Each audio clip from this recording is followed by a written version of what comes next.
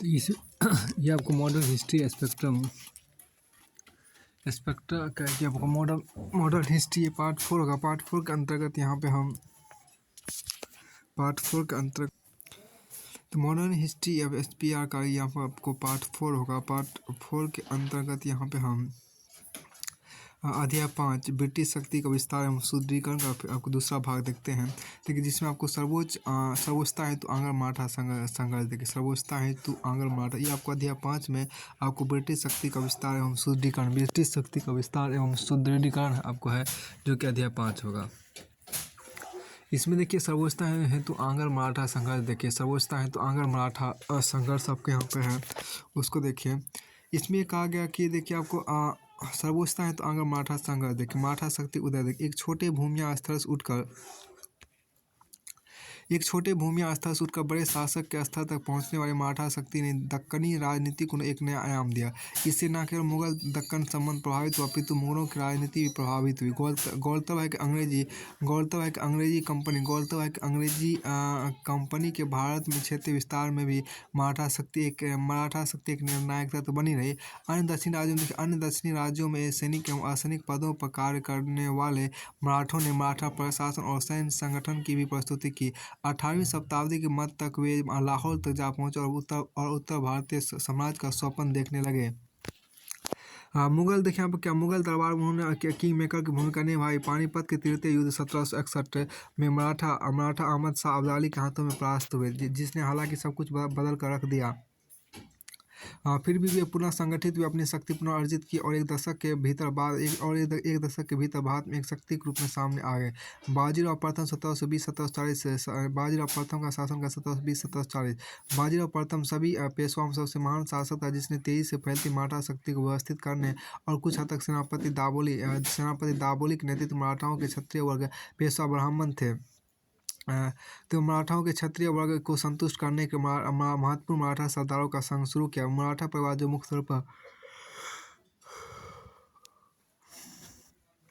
देखिए मराठा परिवार जो मुख्य तौर पर उदित हुआ। पहला देखिए बड़ौदा के गायकवाड़, दूसरा देखिए नागपुर के भोंसले, तीसरा इंदौर के होलकर, चौथा आपको ग्वालियर के सिंध यादव, पूना के पेशवा। बाजीराव प्रथम और देखिए बाजीराव प्रथम और माधवराव प्रथम बाजीराव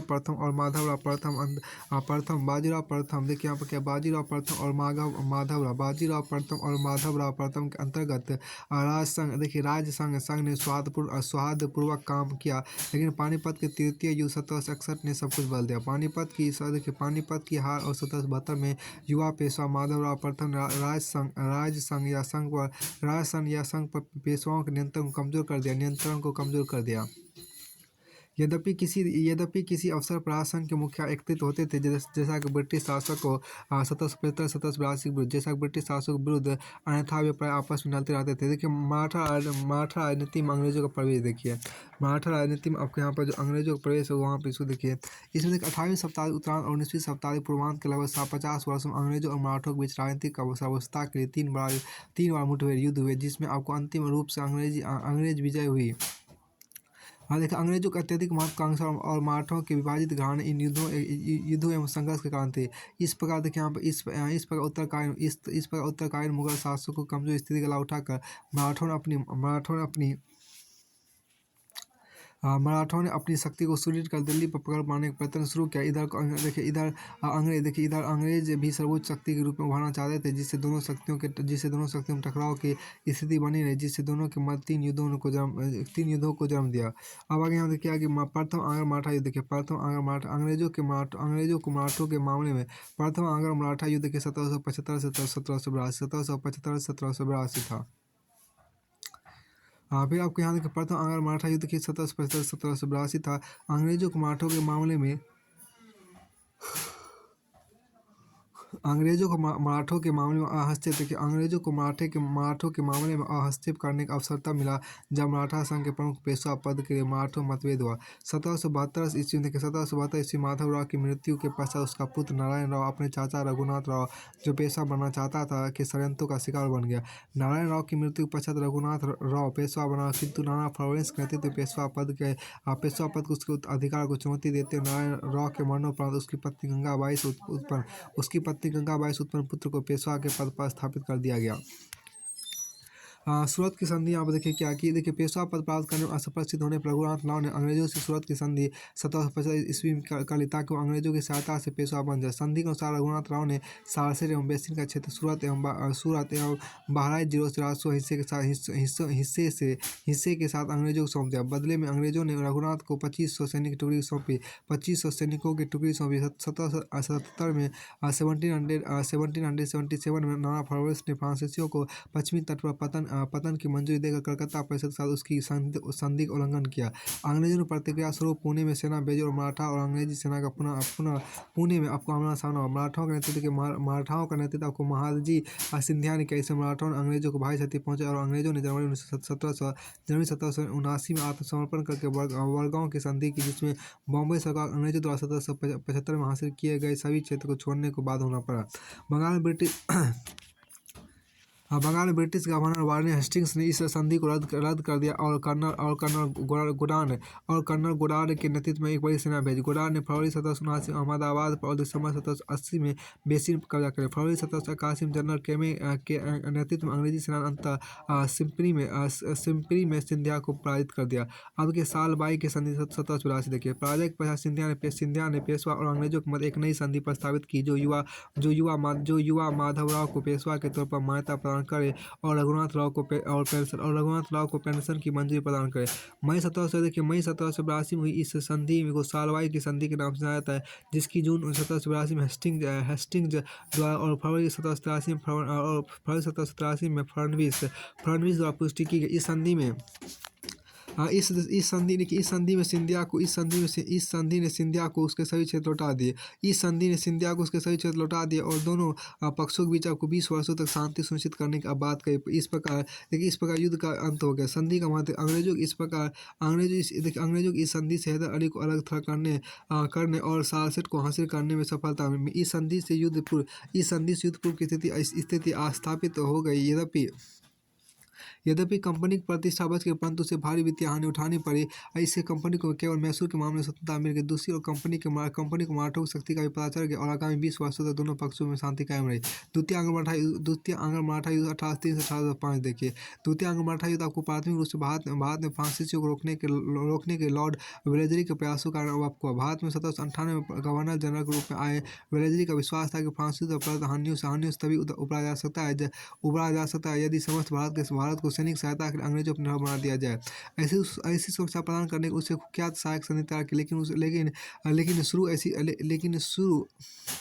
लेकिन शुरू मराठों ने इसे स्वीकार करने से मना कर दिया। हालांकि मराठा राजनीति के वरिष्ठ रणनीतिकार नाना फडणवीस की मार्च 1800 मृत्यु होगी और उसकी मृत्यु के साथ वेलेस्ली के प्रस्ताव को स्वीकार करने का प्रतिरोध भी समाप्त हो गया। वो देखिए यहाँ पर नाना के नियंत्रण, देखिए यहाँ पर क्या नाना के नियंत्रण से मुक्त होकर नाना फडणवीस के नियंत्रण से मुक्त हुए पेशवा बाजीराव द्वितीय ने अपनी स्थिति को बनाए रखने के मराठा सरदारों में झगड़े कराए, परंतु यह स्वयं उनका शिकार बन गया।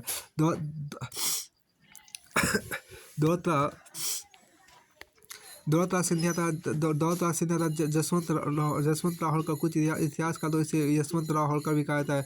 दोनों ही पुणे में अपनी श्रेष्ठता स्थापित करना चाहते थे। इसमें सिंधिया सफल था। बाजीराव पर सिंधिया का पुत्र स्थापित हो गया। अप्रैल 1801 ईस्वी पेशवा ने जसवंत राव होलकर के भाई विठूजी की हत्या कर दी। होलकर ने पुनः आक्रमण कर पेशवा तथा सिंधिया की सेनाओं को पराजित कर पुनः पर अधिकार कर लिया। बाजीराव द्वितीय ने भागकर बेसिन में शरण लिया और 1802 ईस्वी में अंग्रेजों से एक संधि की, जिसे बेसिन संधि के नाम से जाना जाता है। इसके पश्चात तत्कालीन गवर्नर जब वेलेस्ली ने 1803 ईस्वी में होलकर के आधिपत्य से पुणे को मुक्त कराया और पेशवा को पुनः उसका राज वापस सौंप दिया। 1804 ईस्वी में जसवंत राव होलकर ने भारतीय राजाओं की संयुक्त सेनाओं के साथ अंग्रेजों को युद्ध में परास्त करने का एक और प्रयास किया, किंतु यह प्रयास विफल रहा। दूसरे युद्ध में यद्यपि मराठा शक्ति समाप्त तो नहीं हुई, परंतु निर्बल अवश्य हो गए। बेसिन की संधि की शर्त निम्नलिखित थी। पढ़ा देखिए आपको क्या कि देखिए अंग्रेजी संरक्षण स्वीकार कर भारतीय तथा अंग्रेज पैदल सैनिकों को पुणे में रखना स्वीकार कर लिया। दूसरा देखिए गुजरात ताप्ती तथा नर्मदा के मध्य के प्रदेश तथा तुंगभद्रा नदी के सभी समीपवर्ती प्रदेश जिनकी आय 26 लाख रुपए थी, पेशवा ने कंपनी को दे दिए। मध्य कंपनी को सूरत नगर दे दिया गया। चौथा अन्य राज्यों से संबंध स्थापित करने के सारे अधिकार पेशवा ने कंपनी के अधीन कर दिए। तो पांचवा देखिए निजाम से चौथ प्राप्त करने का अधिकार, निजाम से चौथ प्राप्त करने के अधिकार को छोड़ दिया गया था। गायकवाड़ के विरुद्ध युद्ध न करने का वचन दिया गया। छठा देखिए क्या, अंग्रेज विरोधी अन्य यूरोपीय लोगों को अपनी सेना से निवृत्त करना स्वीकार किया गया। सातवां देखिए निजाम था गायकवाड़ शासकों के साथ झगड़े में कंपनी की मध्यस्थता स्वीकार कर ली गई। देखिए बेसिक संधि का मत देखिए यहाँ पर। निसंदेह पेशवा द्वारा स्वीकार की गई संधि से जिन्होंने अपनी राजनीतिक सत्ता छीन कर ली थी, अंग्रेजों को होने वाले लाभ अत्यधिक थे। अब वे पुनः समझौता में देखिए सर्वोच्चता की स्थिति में थे। सर्वोच्चता की स्थिति में थे। ये पेशवा मराठा देखिए हम क्या पेशवा मराठा परिसंघ का मुखिया अब अंग्रेजों पर हो गया और अन्य मराठा सरदारों ने भी इस पद की गरिमा का ह्रास किया। सब अंग्रेजों ने इस संधि के माध्यम से बिना किसी बड़े एवं लंबे युद्ध के हासिल किए। कंपनी की एक अन्य महत्वपूर्ण पद्धति थी कि वो प्रत्येक उस मामले में मध्यस्थ बन गए जिसमें भविष्य में पेशवा संलग्न होने की संभावना थी। इसके साथ ब्लेजर एक उद्देश्यपूर्ण हो गया कि मराठा निजाम को परेशान करना बंद कर दिया जो कंपनी के सक्सेस में था। यह सच है कि बेसिक संधि ने कंपनी को बाद में थाली में सजा कर नहीं दिया। यह सच है कि बेसिक संधि ने कंपनी को भारत थाली में सजा करने तापी दिशा में अधिक महत्वपूर्ण घटनाक्रम था। अब तृतीय आंग्ल मराठा युद्ध 1817 से 1819 देखिए यहाँ पर जो कहा गया तृतीय आंग्ल मराठा युद्ध का टकराव तृतीय एवं अंतिम चरण लॉर्ड हेस्टिंग्स के आने पर आरंभ हुआ। 1805 ईस्वी पश्चात जो शांति के वर्ष मराठा को मिले वे उनका प्रयोग होने वाले अपने आप को सुदृढ़ बनाने के लिए ना कर आपसी कला में खो दिए। देखिए यहाँ पर क्या पश्चात के यहाँ पर 1805 ईस्वी के पश्चात जो शांति के वर्ष मराठा को मिले उनका प्रयोग उन्होंने अपने आप को सुदृढ़ बनाने के लिए ना कर आपसी कला में खो दिए। देखिए हेस्टिंग्स के क्या किया हेस्टिंग्स देखिए यहाँ पर हेस्टिंग्स के पिंडारियों के विरुद्ध हेस्टिंग्स के पिंडारियों यहाँ जो कहा गया देखिए हेस्टिंग्स के पिंडारियों के विरुद्ध अभियान से मराठों के प्रभुत्व को चुनौती मिली। अतः दोनों दल आमने सामने आ गए। इस अभियान के दौरान हेस्टिंग्स ने पेशवा सिंधिया तथा भोसले का पंजाब संधियां करने पर बात किया। विवश होकर मराठा अंग्रेजों के मुक्ति के लिए अंतिम प्रयत्न किया। देखिए विवश होकर मराठा अंग्रेजों से मुक्ति के अंतिम प्रयत्न किया। दौलता सिंधिया नागपुर के अप्पा साहिब तथा मल्ला राव होकर द्वितीय ने युद्ध की घोषणा कर दी। तो किंतु अंग्रेजों ने पेशवा को खिड़की बहुत से सीताबर्डी होलकर को महिदपुर नामक स्थान प्राप्त किया। किंतु अंग्रेजों ने पेशवा को खिड़की भोंसले को सीताबर्डी होलकर को महिदपुर नामक स्थान पराजित किया। इसके साथ ही अंग्रेजों की शक्ति नष्ट करने के मराठों के सपने चूर हो गए। मराठों तृतीय और अंतिम युद्ध से मराठा शक्ति मितपाय हो गई। बाजीराव द्वितीय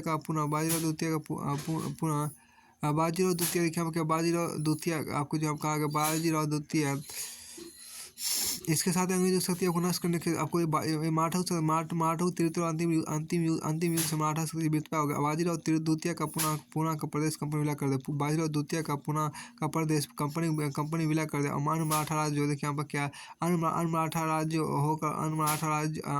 राज्य होलकर सिंधिया होलकर भोसले और गायकवाड़ की राजनीतिक और सैनिक शक्ति में कटौती करके उन्हें अंग्रेजों के निशान में शासन करने का अधिकार दिया गया। इस पर मराठा शक्ति को नष्ट करके अंग्रेजों ने अपने क्षेत्र का विस्तार किया। अब आगे देखिए यहाँ पर जो कहा गया वस्तुतः 19वीं शताब्दी आरंभ में वे सभी भारतीय शक्तियाँ जो मुगल साम्राज्य के अवशेष पर खड़ी हुई थी और अपनी सत्ता और शक्ति स्थापित करने में मुगलों पर ध्यान देने में विवश थी। मुगलों पर देखिए आपको अपनी सत्ता स्थापित करने में अपनी शक्ति स्थापित करने में अपनी शक्ति स्थापित करने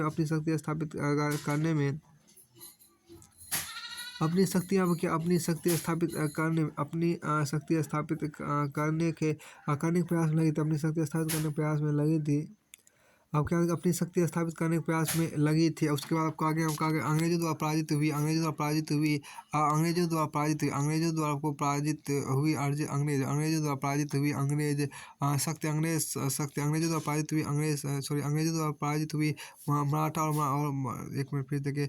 वस्तुतः 19वीं शताब्दी के 19वीं आरंभ में सभी भारतीय शक्तियाँ जो मुगल साम्राज्य के अवशेष पर खड़ी हुई थी और अपनी सत्ता और शक्ति को स्थापित करने के प्रयास में लगी हुई थी। अंग्रेजों द्वारा पराजित हुए अंग्रेज भारत की सर्वश्रेष्ठ शक्ति के रूप में उभरे। अब देखिए मराठा शक्ति की पराजय कारण हम देखें। देखिए हम आपको है मराठा शक्ति की पराजय कारण आपके हम देखें।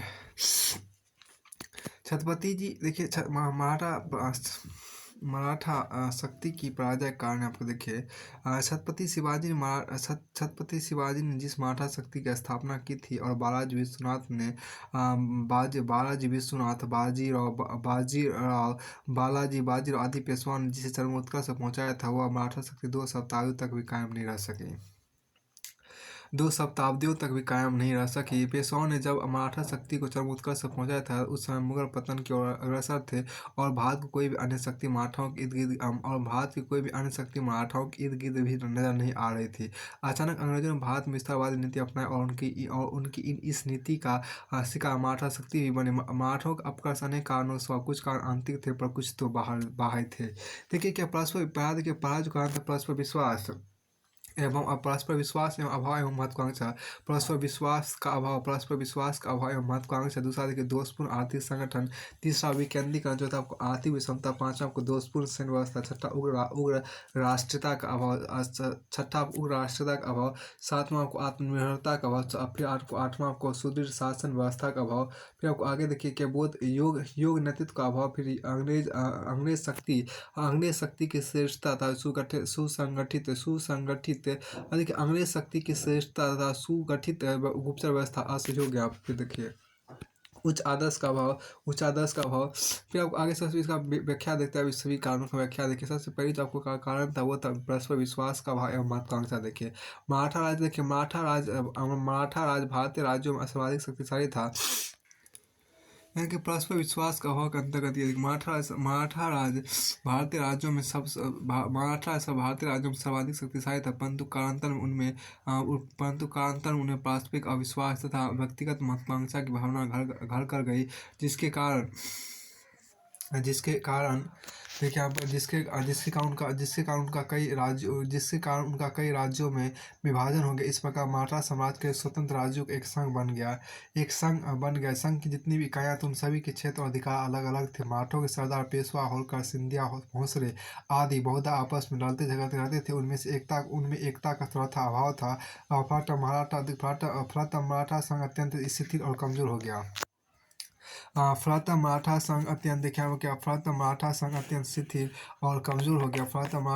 अत्यंत शिथिल और कमजोर आपको हो गया। और फिर आपको आगे यहाँ पर है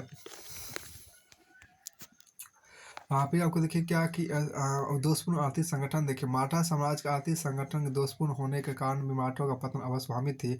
किसी ठोस अर्थनीति के अभाव में आर्थिक स्तर को ऊंचा उठाना कठिन होता है और अर्थ के अभाव में किसी भी राष्ट्र का राजनीतिक उत्थान और विकास संभव नहीं है। मराठों की संस्कृति की बहुत अच्छी बात है, किसी ठोस अर्थनीति के अभाव में आर्थिक स्तर को ऊंचा उठाना कठिन होता है और अर्थ के अभाव में किसी भी राष्ट्र का राजनीतिक उत्थान और विकास संभव नहीं है। मराठों की सबसे बड़ी त्रासदी यह थी कि महाराष्ट्र की बंजर भूमि कृषि की उपयुक्त नहीं थी और न ही वहाँ व्यापार चल सकता था, जिससे मराठोों को चौथ पर निर्भर रहना पड़ता था। यही कारण है कि पड़ोसी राज्य उनसे सदा अप्रसन्न रहते थे और संकट के समय मराठों की सहायता करने से मुकरते थे। विकेंद्रीकरण देखिए शिवाजी की मृत्यु के पश्चात मराठों में जागीर की प्रथा फिर से आरंभ कर दी गई, जिसे प्राप्त करने मराठा सदा निरंतर संघर्ष करते रहते थे। दुर्भाग्यवश 18वीं शताब्दी के उत्तरार्ध में अहिल्याबाई तुकोजी माधवजी नाना फडणवीस जैसे योग मराठा नेताओं की मृत्यु के पश्चात उनकी जगह पेशवा द्वितीय बाजीराव, दौलतराम सिंधिया, यशवंतराव होलकर आदि स्वार्थी तथा दूरदर्शी नेतृत्व ने ली। इन सब के मध्य पारस्परिक कलह तथा आपसी प्रतिस्पर्धा का मराठा समाज विकेंद्रीकरण की प्रवृत्ति भी सक्रिय हो रही थी। आर्थिक विषमता देखिए, मराठों की सबसे बड़ी कमजोरी थी कि वे आर्थिक विकास को ध्यान केंद्रित नहीं करते थे, बल्कि आर्थिक संकट उत्पन्न करने में लूटपाट किया करते थे। ऐसी सरकार न तो जनता से सहानुभूति प्राप्त कर सकती थी और न ही सहयोग। ऐसी व्यवस्था मराठों का पता अनिवार्य था। मराठों का आर्थिक प्रबंध भी सुविख्यात नहीं था, सुव्यवस्थित। मराठों का आर्थिक प्रबंध भी सुव्यवस्थित नहीं था और वे न तो आर्थिक ढांचे को सुदृढ़ बना पाए थे और न ही शांति अवस्था बनाए रखने में सफल हुए थे। उन्होंने प्रजा को शिक्षित करने को प्रयत्न नहीं किया और प्रजा के सुख सुविधा को उन्हें कभी ख्याल ही नहीं रहा। दोषपूर्ण सैन्य व्यवस्था देखिए, मराठों का सैन्य संगठन में दोषपूर्ण था। एक तो उन्होंने अपनी प्राचीन सैनिक प्रणाली तथा छापामार रणनीति को त्याग दिया अथा दूसरी यूरोपीय आधार पर वैज्ञानिक संगठन बनाने में भी वे पूर्णतः असमर्थ थे। तथापि कई मराठा सरदारों ने यूरोपीय रणनीति में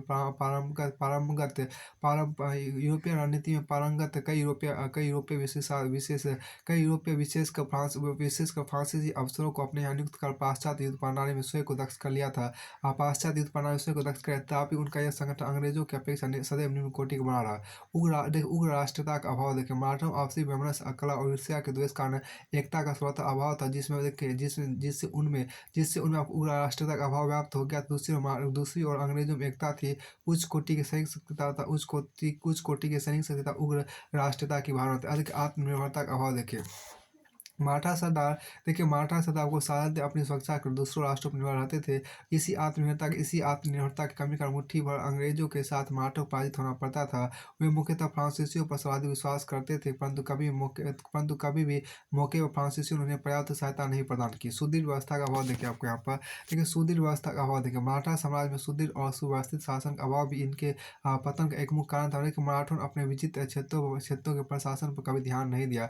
जनसाधारण की खुशी, सुरक्षा और प्रगति के लिए भी कोई विशेष प्रयत्न नहीं किया गया। इसके विपरीत अपनी आय का प्रमुख साधन लूटमार, चौथ एवं सरदेशमुखी को बना रखा था। अवसर पाते ही वे अपने पड़ोसियों और अन्य सरदारों के राज में लूटमार करते रहते थे। इस प्रकार वे न तो विजित प्रदेशों में शांति व्यवस्था स्थापित कर पाते थे और ना ही जनता की सहानुभूति प्राप्त कर पाते थे। योग नेतृत्व का अभाव किसी भी साम्राज्य की शक्ति को विस्तार प्रदान करने और अस्तित्व लाने के लिए योग नेतृत्व का होना नितांत आवश्यक है। देखिए यहाँ पर क्या दुर्भाग्यवश 18वीं शताब्दी उत्तर में महादजी सिंधिया, अहिल्याबाई पेशवा माधव,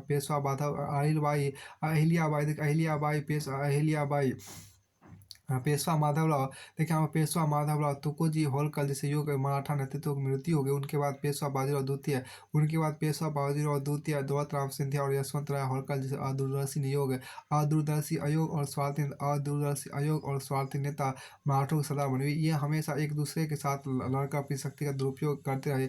इन्होंने कभी संगठित होकर अंग्रेजों से टक्कर नहीं ली। इस प्रकार एक और मराठों के ऐसे अयोग नेता थे, तो दूसरी ओर अंग्रेजों को मालकम आर्थर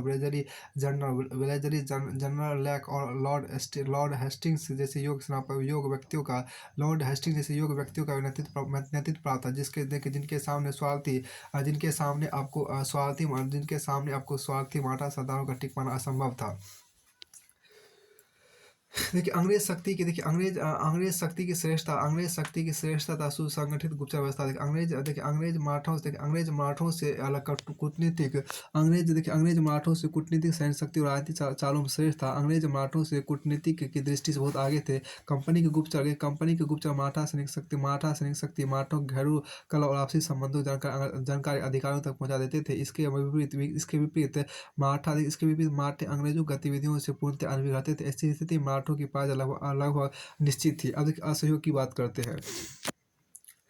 देखिए यहाँ पर क्या मराठा देखिए मराठा पेशवाओं ने देखिए मराठा पेशवाओं ने साम्राज्य विस्तार के क्रम में अनेक दोषपूर्ण नीतियाँ अपनाई जिसके कारण उन्हें अन्य भारतीय राजाओं तथा जनता का सक्रिय सहयोग प्राप्त नहीं हो सका। अपनी आर्थिक समृद्धि को मराठा सरदार शासकों की आज्ञा पर पड़ोसी राज्यों में लूट और कोहरा मचा देते थे।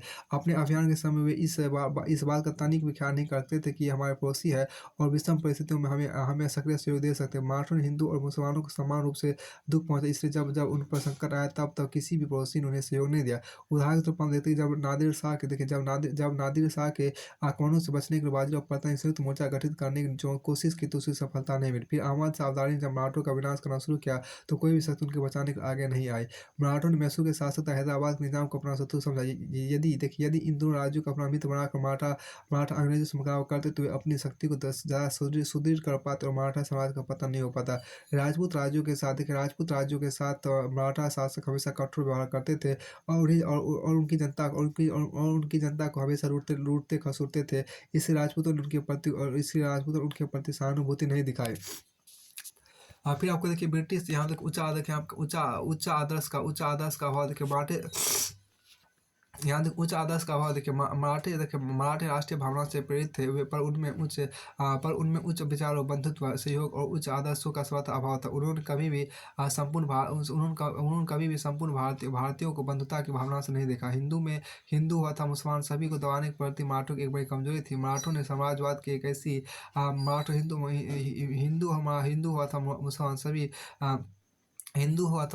सभी को दबाने के प्रति मराठों की एक बड़ी कमजोरी थी। मराठों ने समाजवाद की एक ऐसी नीति अपना ली थी जिसमें केवल विस्तार ही दिखता था। उनमें समाज की व्यवस्थित आर्थिक और प्रशासनिक तंत्र का सर्वथा अभाव था। मराठा शासकों ने ना तो खुद अपना आदर्श निर्धारित किया और ना ही अपनी जनता के समक्ष आदर्श रखे।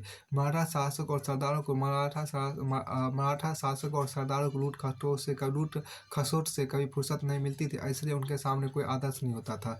मराठा साम्राज्य देखिए आपको क्या मराठा साम्राज्य उसी पतनशील समाज का प्रतिनिधित्व करता था जिसका मुगलों की भांति ही मराठा भी राजस्व वसूली तक सीमित रहे और नवीन अर्थव्यवस्था के निर्माण पर उन्होंने ध्यान ही नहीं दिया। सेना नायकों का पारस्परिक मतभेद और एक दूसरे की संपत्तियों की अवहेलना उनकी अलग योजनाएं अपनी दोषपूर्ण नीतियों से सहयोगियों की संख्या में कमी लाना, प्रवृत्ति युद्ध और सैन्य नीति ने मराठों के पतन में अहम भूमिका निभाई।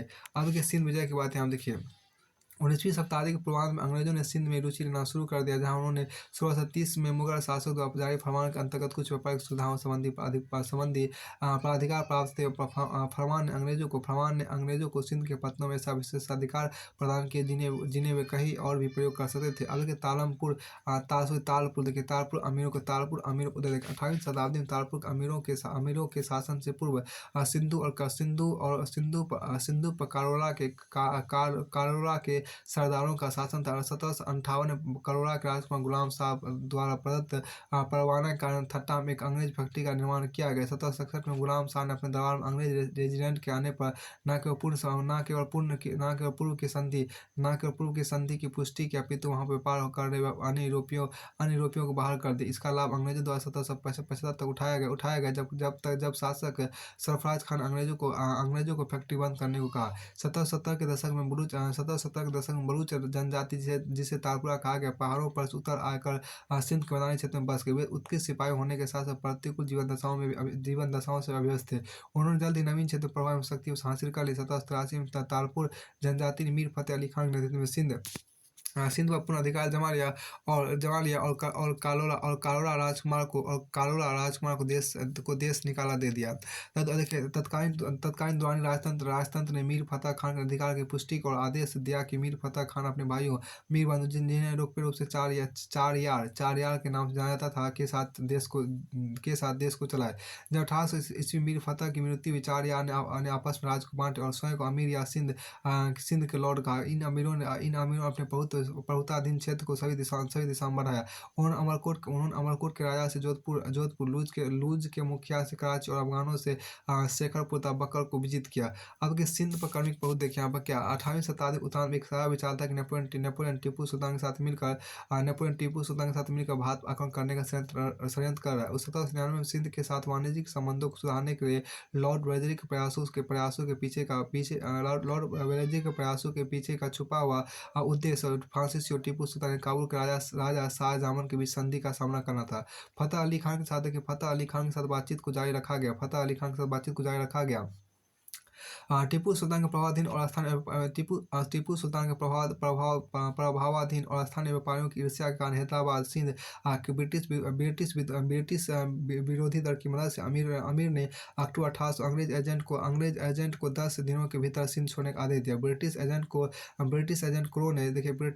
क्रो ने सिंध छोड़ दिया और कंपनी चुपचाप अपमान को सहन कर लिया। शाश्वत मित्रता की संधि जून 1807 में आपको रूस के अलेक्जेंडर प्रथम के साथ तिलसित की संधि में नेपोलियन बोनापार्ट शामिल हुए। इस संधि की एक शर्त थी कि सड़क या भूमार्ग से भारत में संयुक्त हमला करना। अब अंग्रेज ब्रिटिश भारत और रूस के बीच बाधा उत्पन्न करना चाहता था। इसके लिए लॉर्ड मिंटो ने विभिन्न प्रमुख व्यक्तियों के नेतृत्व में संधि को आगे बढ़ाने के लिए 3 प्रतिनिधि मंडलों को भेजा। इसके अनुरूप मेटकॉफ को लाहौर, एलिफिंस्टन को काबुल और मैलकॉम को तेहरान भेजा गया। निकोलस स्मिथ ने सिंध का दौरा किया, जो सुरक्षा एवं सामरिक प्रबंधन करने के लिए अमीरों से मिला। बातचीत के पश्चात अमीर अंग्रेजों के साथ संधि करने को सहमत हुए। शाश्वत मित्रता की संधि करने पर दोनों पक्ष सिंध से फ्रांसीसियों को बाहर करने और एक दूसरे के द्वारा एजेंट भेजने पर सहमत हुए। 1818 मराठा राजसंघ के अंतिम हार के पश्चात कराची की तरफ से कुछ सीमा विवादों का समाधान करने और अमेरिकियों को बाहर करने के वर्ष 1820 में संधि में एक अनुच्छेद जोड़कर इसे नवीनीकृत किया गया। 1832 में विलियम बेंटिक ने अमीरों के साथ एक संधि हस्ताक्षरित करने के लिए कर्नल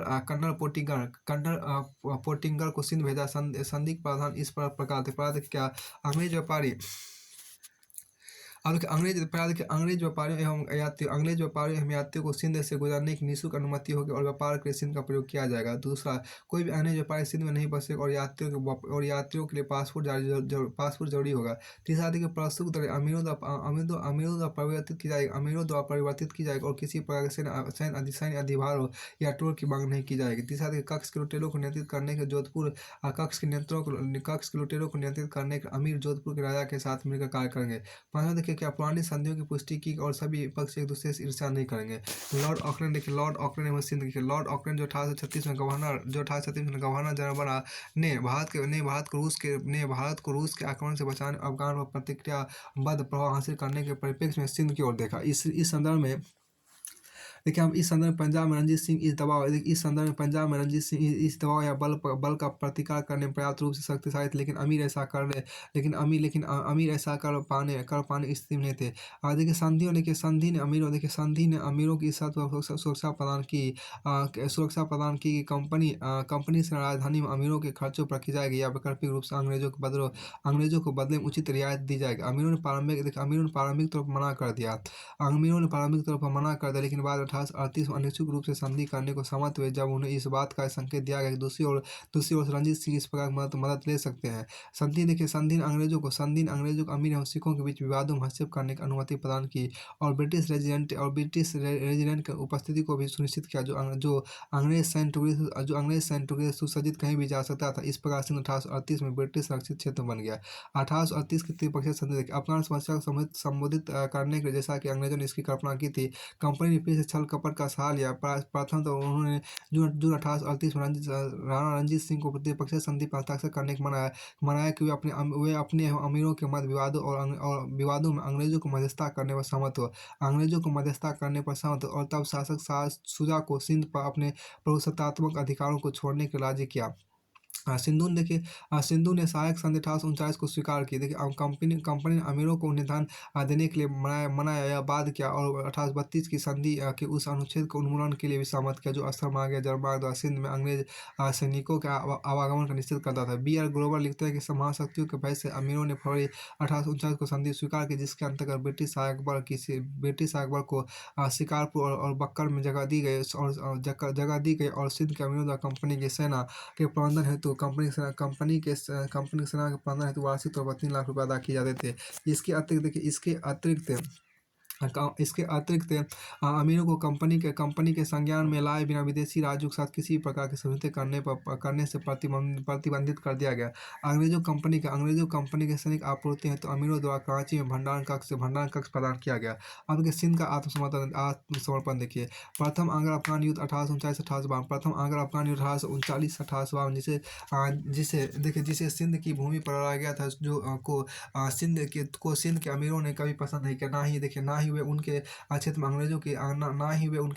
ही वे उनके क्षेत्र में अंग्रेजी सेनाओं की मौजूदगी को पसंद करते थे। हालांकि संधि के अंतर्गत उन्हें अंग्रेजों के प्रत्येक कार्य के भुगतान करने को कहा गया था। उन्हें उनकी सेवाओं के लिए ना तो पुरस्कृत किया गया और ना ही प्रशंसा की गई, जिसने ब्रिटिश सरकार के विरुद्ध उनमें द्वेष एवं अलगाव की भावना का संचार किया। अमीरों अंग्रेजों और एलनबर्ग के विरुद्ध षड्यंत्रकारी एवं धोखेबाजी गतिविधियों में लिप्त हो गए। देखिए नवीन संधि करने के आउटरम को सिंध भेजा गया। इस संधि के अंतर्गत अमीरों को अतीत में संधि को उल्लंघन करने के एवज में अपने महत्वपूर्ण प्रांतों को अंग्रेजों को सौंपने, सिंधु नदी में चलने वाली कंपनी के स्टीमर्स को ईंधन आपूर्ति करने और सिक्के छापने बंद करने की शर्त आरोपित की गई। इससे आगे उत्तराधिकार के विवाद में अंग्रेजों ने नेपियर के द्वारा इसमें हस्तक्षेप किया, और जब अमीरों ने विद्रोह कर दिया तो उनके विरुद्ध युद्ध शुरू कर दिया। पूरे सिंध ने थोड़े समय में आत्मसमर्पण कर दिया और अमीरों को बंदी बना लिया गया और सिंध से निर्वासित कर दिया गया। 1843 में गवर्नर जनरल एलनबर्ग के अधीन सिंध को ब्रिटिश राज शासन में मिला लिया गया और चार्ल्स नेपियर को इसका प्रथम गवर्नर नियुक्त किया गया। देखिए सिंध विजय की आलोचना देखिए यहाँ पर। समग्र इतिहास का अंग्रेजों द्वारा आपको सिंध विजय की कई शब्दों में आलोचना करते हैं। सिंध को अंग्रेजी साम्राज्य में मिलाने की स्थितियों एवं कारणों को जानबूझकर किया गया। भारत में अंग्रेजों की विजय के प्रकरणों की भांति अफगान युद्ध भी बाहुबल एवं धमकी भरी चारों तरफ धोखे कहानियां है। हालांकि प्रथम अफगान युद्ध के उदाहरण के तौर पर अंग्रेज निरंतर सम्मान की हानि समेत अफगानों से बुरी तरह को भयभीत एवं पीड़ित थे। इनकी क्षतिपूर्ति करने को उन्होंने सिंध को अंग्रेजी साम्राज्य में मिला लिया। पंजाब विजय देखिए। सिखों का दिन पंजाब एक एकीकरण आपको देखिए। गुरु गोविंद सिंह की हत्या के बाद को फैजुलापुर के कपूर सिंह ने खालसा दल की नींव रखी। खालसा दल तथा अन्य सिख सरदार के एकीकृत हो जाने के कारण पंजाब में सिखों की स्थिति मजबूत हुई और उनके प्रयासों से मुगल शासन समाप्त प्राय हो गया। इसके बाद सिखों ने 1777 ईस्वी के अंत तक पंजाब के समस्त मैदानी भाग एवं पूर्व में सहारनपुर से पश्चिम अटक तक, उत्तर में पहाड़ी भाग से लेकर दक्षिण में मुल्तान तक अपना साम्राज्य विस्तार किया। इस प्रकार सिखों के एक स्वतंत्र राज्य की स्थापना सफलता मिली, परंतु उनमें शासकीय इकाई का अभाव था। वे 12 मिस्रों में बटे हुए थे। अब देखिए शुक्ल चकिया मिस्र एवं देखिए मिस्र में बटे हुए थे। शुक्ल चकिया मिस्र एवं रंजीत सिंह देखिए। शुक्ल चकिया मिस्र के प्रमुख रंजीत सिंह ने अपनी योग्यता और बुद्धिमत्ता से संपूर्ण सिख मिसलों को मिलाकर एक संगठित सिख शक्ति निर्माण किया। रंजीत सिंह के समय 12 सिख मिसलें थी। पहले देखिए आपको आहलूवालिया, भांगी, डलवालिया, फैजुलापुरिया, कन्हैया, करोड़ा, सिंहिया, नकाई, निहांग, निशानवारा, फुलकिया, रामगढ़िया, शुक्ल चकिया। रंजीत सिंह शुक्ल चकिया के मिस्र के थे। रंजीत सिंह शुक्ल चकिया मिस्र के थे। रंजीत सिंह न केवल स्थानीय क्षेत्रों को जीतने की चेष्टा की अपितु डोंगरों नेपाल एवं अफगानों के साथ भी संबंध स्थापित किए। 1799 में देखिए आपको 1799 ईस्वी में अफगानिस्तान के शासक जमान शाह ने रंजीत सिंह को लाहौर के प्रांतीय शासक का पद दिया। 1805 ईस्वी जंजीत सिंह ने अमृतसर जम्मू पर भी अधिकार कर इस प्रकार पंजाब की राजधानी लाहौर और धार्मिक राजधानी अमृतसर दोनों पर रंजीत सिंह का अधिकार हो गया। रंजीत सिंह एवं अंग्रेज देखिए यहाँ पर देखिए यहाँ पे उधर नेपोलियन की बढ़ती शक्ति था एवं फ्रांस तथा रूस की मित्रता का अंग्रेज उत्तर पश्चिमी सीमा को असुरक्षित पा रहे थे। अस्तु उन्होंने 25 अप्रैल 1809 ईस्वी को रणजीत सिंह के साथ अमृतसर की संधि कर ली, जिसका सर्वप्रमुख उपबंध था कि सतलज नदी दोनों राज्यों के बीच की सीमा मान ली गई है। 1870 ईस्वी तक रणजीत सिंह और अंग्रेज दोनों अलग अलग क्षेत्रों पर राज विस्तार करते रहे। अब तक रणजीत सिंह ने कांग 1811 ईस्वी में, अटक 1813 ईस्वी में, मुल्तान 1811 ईस्वी में, कश्मीर 1819 ईस्वी में और पेशावर 1823 ईस्वी पर अधिकार कर लिया था। रणजीत सिंह सिंध पर भी अधिकार करना चाहता था, पर अंग्रेजों ने कूटनीति से उसे रोके रखा। रणजीत सिंह को 1814 ईस्वी में अफगानिस्तान के शासक ने कोहिनूर हीरा भेंट किया। रणजीत सिंह की सैनिक शक्ति किसी भी अन्य समकालीन भारतीय शक्ति से अधिक थी, पर वो अंग्रेजों की क्षमता से परिचित था, इसलिए उसने कभी भी अंग्रेजों से युद्ध की स्थिति नहीं पैदा की और अंग्रेजों ने भी उसके जीवित रहते पंजाब पर आक्रमण नहीं किया। किंतु दुर्भाग्य 1839 में रणजीत सिंह की मृत्यु हो गई और उसका कोई सुयोग उत्तराधिकारी नहीं बन सका। उसने के उनके उनके उत्तराधिकारी के रूप में कई दुर्बल और दूरदर्शी शासक हुए। कुछ चक्रीय राजनीतिक और महत्वाकांक्षी सेनापतियों के षड्यंत्रों के फलस्वरूप 1827-1849 ईस्वी के 4 वर्षों के अल्प समयांतर में सिखों को दो युद्धों का सामना करना पड़ा, जिससे उसका स्वतंत्र राज्य अस्तित्वहीन हो गया। देखिए रणजीत सिंह के पश्चात पंजाब। देखिए पंजाब में देखिए राज दरबार में गुटमंत्री की शुरुआत रणजीत सिंह एकमात्र वैध पुत्र एवं उत्तराधिकारी खड़क सिंह अल्पबुद्धि का उसके छोटे शासनकाल के दौरान राज दरबार में गुटबंदी तीव्र हो गई। 1839 में खड़क सिंह की अकस्मात मृत्यु और उसके पुत्र राजकुमार नवनिहाल सिंह की दुर्घटनावश मृत्यु जब वो अपने पिता की अंत्येष्टि लौट रहा था, ने पंजाब में अराजक स्थिति को जन्म दिया। लाहौर के राज सिंहासन हासिल करने के लिए विभिन्न संगठनों समूह योजना एवं प्रतियोजना बनाई, जिसने अंग्रेजों को निर्णायक चाल चलने का अवसर प्रदान किया। सेना देखिए जो सिख राज का स्तंभ थी बेहद कमजोर हो गए थे। रणजीत सिंह के सेनापति मोहकम चंद, दीवान चंद, हरी सिंह नालवा और राम दयाल की पहले ही मृत्यु हो चुकी थी। समय पर वेतन न मिलने का सेना में पहले ही असंतोष बढ़ जाता था। आयोग अधिकारियों की नियुक्ति में अनुशासनहीनता को बढ़ावा दिया। लाहौर सरकार अंग्रेजी कंपनी के साथ मित्रता की नीति को जारी रखे हुए थे। देखिए ब्रिटिश सेना को अपने क्षेत्र से गुजरने की अनुमति दी। एक बार जब वे अफगानिस्तान से भाग रहे थे और दूसरी बार जब वे अपनी हार का बदला लेने के लिए फिर से अफगानिस्तान और कूच कर रहे थे। इन युद्ध संबंधी अंग्रेजी सेना के कुछ परिणाम से पंजाब में हो हल्ला एवं आर्थिक अस्थिरता उत्पन्न हुई। अब रानी जिंद एवं दलीप सिंह। देखिए नवनिहाल सिंह की मृत्यु पश्चात शेर सिंह जो रणजीत सिंह का दूसरा बेटा था को राजगद्दी सौंपी गई, लेकिन 1827 में उसकी हत्या कर दी गई। उसके तुरंत बाद दलीप सिंह जो रणजीत सिंह का अवयस्क पुत्र था को महाराजा घोषित किया था। रानी जिंद को प्रतिशासन व्यवस्थापक और हीरा सिंह डोगरा को वजीर नियुक्त किया गया। हीरा सिंह दरबारी षड्यंत्र का शिकार हो गया था और 1844 उसकी हत्या कर दी। रानी जिंद के भाई जमाल सिंह को नया वजीर नियुक्त किया गया, लेकिन जल्द ही उसने सेना की नाराजगी मोल ले ली और उसे आपदस्त कर दिया गया। 1845 में उसकी मृत्यु हो गई। रानी जिंद का एक प्रेमी सेना को अपने पक्ष में करने में सफल हुआ और उसी वर्ष वजीर बन गया। तेजा सिंह देखिए तेजा सिंह को सेना का सेनापति नियुक्त किया गया।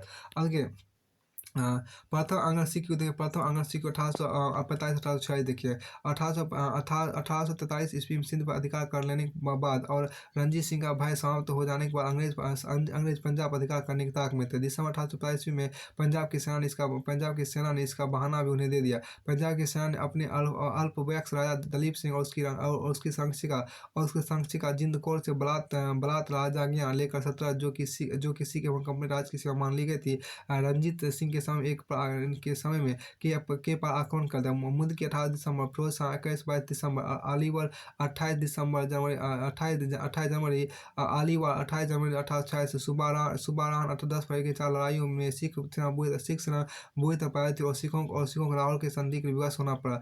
अंग्रेजों ने लाहौर, जम्मू कश्मीर आदि क्षेत्रों पर अधिकार कर ही नहीं, सिखों की सेना में भारी कटौती कर दी गई था। लाहौर में अंग्रेजी रेजिडेंट की नियुक्ति कर दी गई। लाहौर के संधि 1846। देखिए प्रथम आंग्ल सिख युद्ध की समाप्ति मार्च 1846 ईस्वी में लाहौर की संधि से हुई। संधि प्रावधान के तहत पंजाब के राजा दलीप सिंह देखिए संधि के प्रावधान के तहत पंजाब के राजा दलीप सिंह ने सतलज के दक्षिण के प्रदेश सतलज और ब्यास नदियों के दोआब में सभी दोआब के सभी प्रदेश एवं दुर्ग अंग्रेजों को प्रदान किए। सिख सेना की संख्या सीमित कर दी। अंग्रेजी सेना को पंजाब निर्बाध रूप से विचरण का अधिकार मिला और यह भी निर्धारित हुआ कि पंजाब में अंग्रेजों के अतिरिक्त किसी अन्य विदेशी यूरोपीय को नौकरी नहीं दी जाएगी। दलीप सिंह को अंग्रेजों का महाराजा स्वीकार किया गया। जिंदन उसकी संरक्षिका बनी था। लाल सिंह को उसका प्रधानमंत्री नियुक्त किया गया। अब पंजाब की जगह लाहौर में सरकार की स्थापना में ब्रिटिश गवर्नर जनरल उसके आंतरिक मामले हस्तक्षेप नहीं करने का आश्वासन दिया। भैरोवाल की संधि देखिए आपको सिख कश्मीर के मामले में लाहौर से देखिए सिख कश्मीर के मामले में लाहौर संधि संतुष्ट नहीं थी, इसलिए उन्होंने विद्रोह कर दिया। दिसंबर 1886 में भैरावल की संधि की। इस संधि प्रावधान अनुसार रानी जिंद को प्रति शासन व्यवस्थापक के पद से हटा दिया गया और पंजाब में एक नए प्रति शासन परिषद गठित की गई। परिषद में अंग्रेज रेजिडेंट हेनरी लॉरेंस की अध्यक्षता में 8 सिख सरदारों को शामिल किया गया और इस प्रकार अंग्रेजों ने संपूर्ण पंजाब अपना अप्रत्यक्ष नियंत्रण स्थापित कर लिया। द्वितीय आंग्ल सिख 1827-1849 हम देखें लाहौर की संधि और भैरोवाल की संधि सिखों के लिए पूर्ण रूप से अपमानजनक थी और इसे स्वीकार कर पाना उसके लिए असंभव थी। संधि के बाद बहुत से सिख सैनिकों को सेवामुक्त कर दिया गया, जिससे वे बहुत ही अधिक रुष्ट थे। देखिए यहाँ पर इन सैनिकों का राज परिवार के बिछुओं ने अंग्रेजों के विरुद्ध षड्यंत्र शुरू कर दिए। फिर आपको देखिए षड्यंत्र के क्रम पर अप्रैल 1848 में 2 अंग्रेज अधिकारियों को हत्या कर दी और आगे अनेक ऐसी घटनाएं घटित हुई। 21 पर 1849 को अंग्रेजों ने गुजरात युद्ध में सिखों को बुरी तरह पराजित किया था। गवर्नर जनरल लॉर्ड डलहौजी ने पंजाब राज को ब्रिटिश राज के अंतर्गत अधिकृत कर लिया। सिखों को किरपान के अतिरिक्त किसी प्रकार के शस्त्रास्त्र रखने पर प्रतिबंध लगा दिया तथा महाराजा दलीप सिंह को पेंशन याफ्ता बनाकर इंग्लैंड भेज दिया। इस प्रकार एक और राज कंपनी शासन की समाजवादी नीति का शिकार हुआ। अब आंग्ल सिख युद्ध का महत्व 1845 और 1849 के आंग्ल सिख युद्धों से भारत में अंग्रेजों को अद्वितीय सैन्य अनुभव प्राप्त हुआ। देखिए जो अपने विरोधियों के सैन्य कौशल पर ध्यान देने की अपेक्षा क्षेत्रीय जलवायु जैसे कारकों पर ध्यान देने के लिए अभ्यस्त हो चुके थे। लाहौर के सिख साम्राज्य की सेना नियमित टुकड़ी और यूरोपियन तर्ज पर शस्त्रों सुसज्जित सैनिकों ने ब्रिटिश सेना के सम्मुख दृढ़ निश्चय एवं साधन संपन्न शत्रु को प्रस्तुत कर दिया। देखिए आंग्ल सिख युद्ध दोनों पक्षों के युद्ध कौशल को आपसी पारस्परिक सम्मान प्रदान किया। सिखों ने 1857 के भारतीय विद्रोह में ब्रिटिश शासन के निष्ठापूर्वक युद्ध किया और विभिन्न अन्य अभियानों तथा 1947 में भारतीय स्वतंत्रता प्राप्ति तक कई युद्धों में अंग्रेजों का साथ दिया। ब्रिटिश प्रभुता का प्रशासनिक नीति द्वारा विस्तार देखिए ब्रिटिश प्रभुता का प्रशासनिक नीति द्वारा विस्तार देखिए ब्रिटिश प्रमुखता के समाजवाद विस्तार एवं शुद्धिकरण की प्रक्रिया कंपनी द्वारा 1757 दो तरफा पद्धति विजय एवं युद्ध द्वारा समामेलन की नीति और दूसरा कूटनीति एवं प्रशासनिक तंत्र द्वारा समामेलन की नीति के माध्यम से किया गया।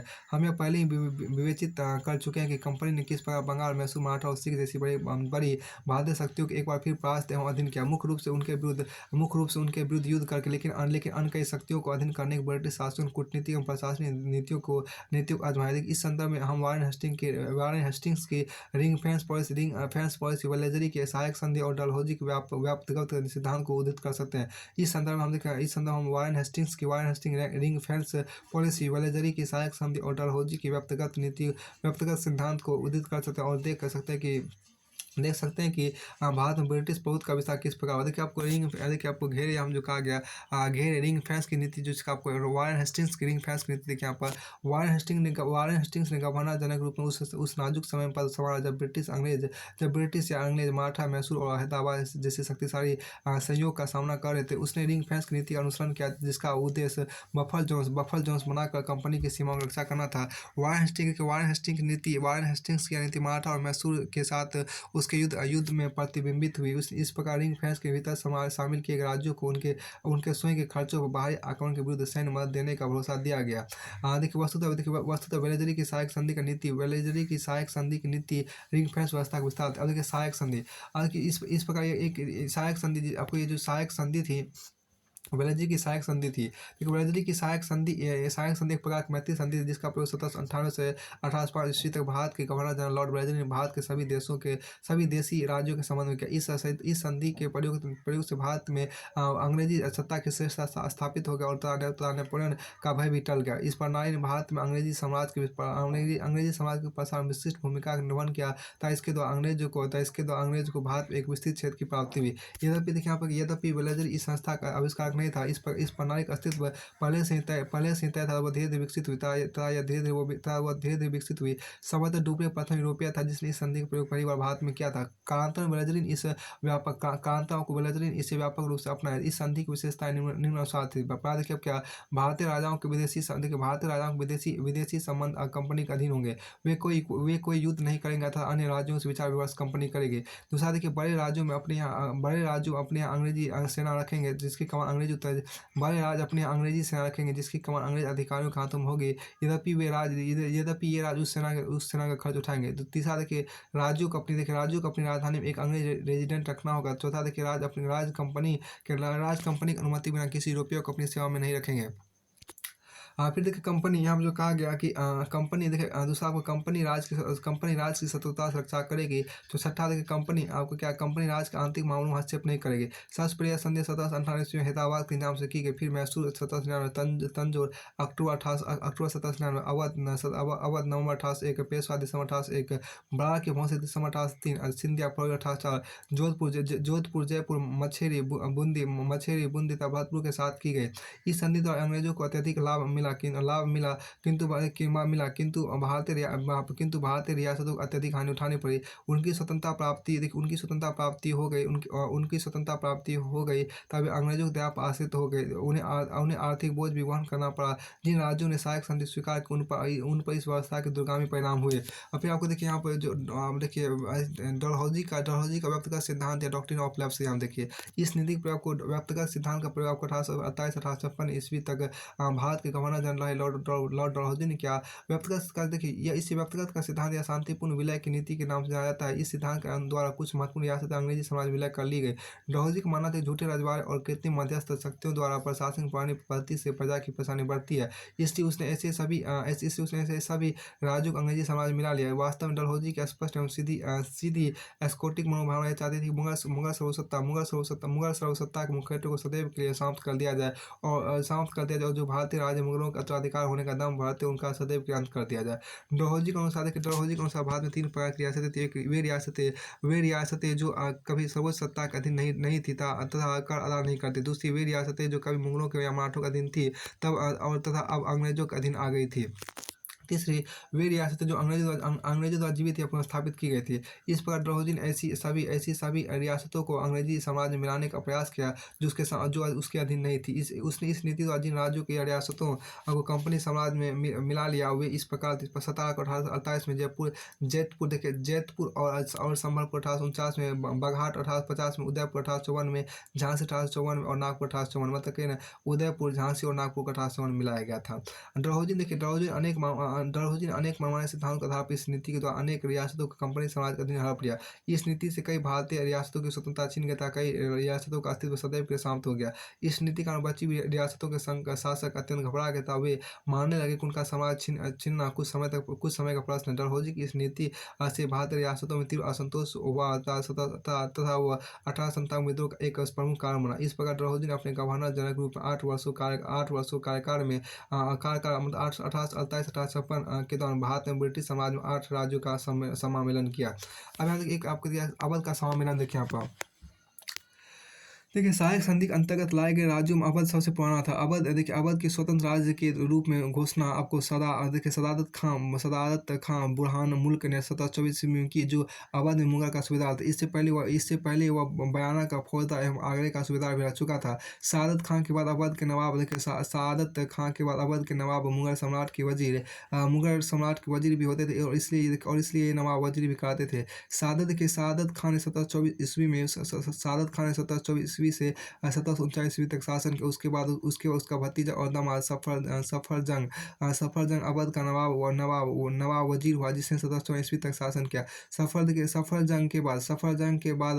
शुजा-उद-दौला 1754-1755 ईस्वी तक अवध का नवाब वजीर हुआ। 1764 के बक्सर युद्ध में यह भी 1764 के बक्सर युद्ध में वह भी बंगाल के नवाब एवं मुगल सम्राट शाह आलम के साथ अंग्रेजों से पराजित हुआ था। अवध का अगला उल्लेखनीय नवाब सआदत खां 1798 से 1814 ईस्वी तक हुआ, जिसके समय में अवध ने अंग्रेजों से सहायक संधि कर ली। जब तक अंग्रेजों का मराठों पर नियंत्रण स्थापित नहीं हो गया, तब तक अंग्रेजों ने अवध को मध्यवर्ती राज बनाए रखा। अवध का अंतिम नवाब वाजिद अली शाह 1827 से 1856 ईस्वी तक 1856 ईस्वी में कुशासन का आरोप लगा अवध को ब्रिटिश राज में मिला लिया गया। फिर देखिए यहाँ पर जो आपको है, इसके बाद आपको क्या है, ब्रिटिश भारत का, देखिए ब्रिटिश भारत का सीमावर्ती देशों के साथ संबंध, ब्रिटिश भारत का सीमावर्ती देशों के साथ संबंध यहाँ पर देखिए जिस समय भारत में ब्रिटिश सत्ता कायम, तो उस समय भारत की सीमा पर नेपाल, तिब्बत, बर्मा, अफगानिस्तान मुख्य रूप से अपना अस्तित्व कायम रखे हुए थे। भारतीय शासकों के इन देशों के साथ सौहार्दपूर्ण संबंध थे, परंतु अंग्रेजों ने बारी बारी से इनका स्वतंत्रता समाप्त कर दी और वहाँ अपना अधिकार स्थापित कर लिया। 1816 ईस्वी में आपको नेपाल, 1855 ईस्वी में बर्मा, 1816 ईस्वी में नेपाल में, 1855 ईस्वी में बर्मा में, 1940 ईस्वी में तिब्बत और 1922 ईस्वी में अफगानिस्तान ने अंग्रेजों के साथ संधि कर ली। आदि के नेपाल अंग्रेज देखिए 1816 ईस्वी में नेपाल, 1855 ईस्वी में बर्मा, 1940 ईस्वी में तिब्बत और 1922 ईस्वी में अफगानिस्तान ने अंग्रेजों के साथ संधि कर ली। नेपाल को अंग्रेजों ने अपना मित्र राज्य बना लिया और 3 युद्धों के बाद रूस के हस्तक्षेप के कारण अफगानिस्तान की स्वतंत्रता भी कायम रखी गई। अब क्या आंग्ल भूटान संबंध देखें, आंग्ल भूटान संबंध यहाँ देखिए 1824 ईस्वी में आंग्ल बर्मा युद्ध के परिणाम से 1826 में असम के अंग्रेजों के अधिकतर क्षेत्र में आ जाने से 1824 में आंग्ल बर्मा युद्ध के परिणाम से 1826 असम के अंग्रेजों के अधिकार क्षेत्र में आ जाने से ब्रिटिश समाज पर्वतीय राज भूटान के नजदीकी संपर्क में आया।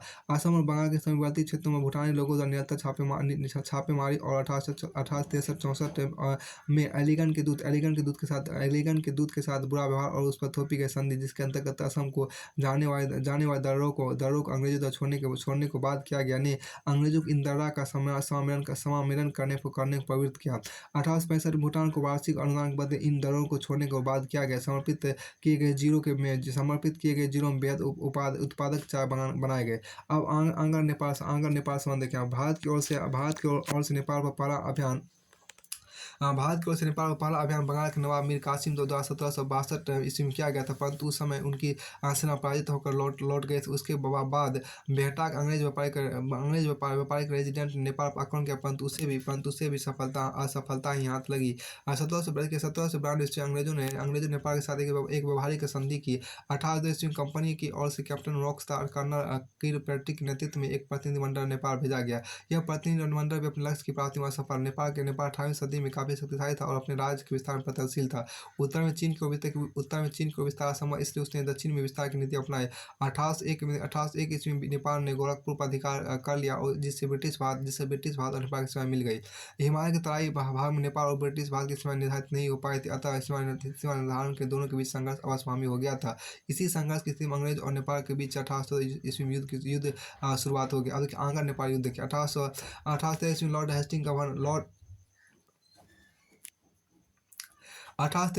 हेस्टिंग गवर्नर जनरल बनकर भारत आया था और भारत आने के साथ ही उसे गोरखों के साथ संघर्ष करना। 1814 ईस्वी में आंग्ल नेपाल युद्ध शुरू हो गया। हेस्टिंग्स ने 3 ओर से नेपाल को घेरने की योजना बनाई। कर्नल ऑक्टर लॉनी को सतलज नदी की ओर से मेजर जनरल माले को पटना की ओर तथा जॉन वुड को गोरखपुर से नेपाल की राजधानी की ओर अभियान के लिए भेजा गया। हेस्टिंग्स ने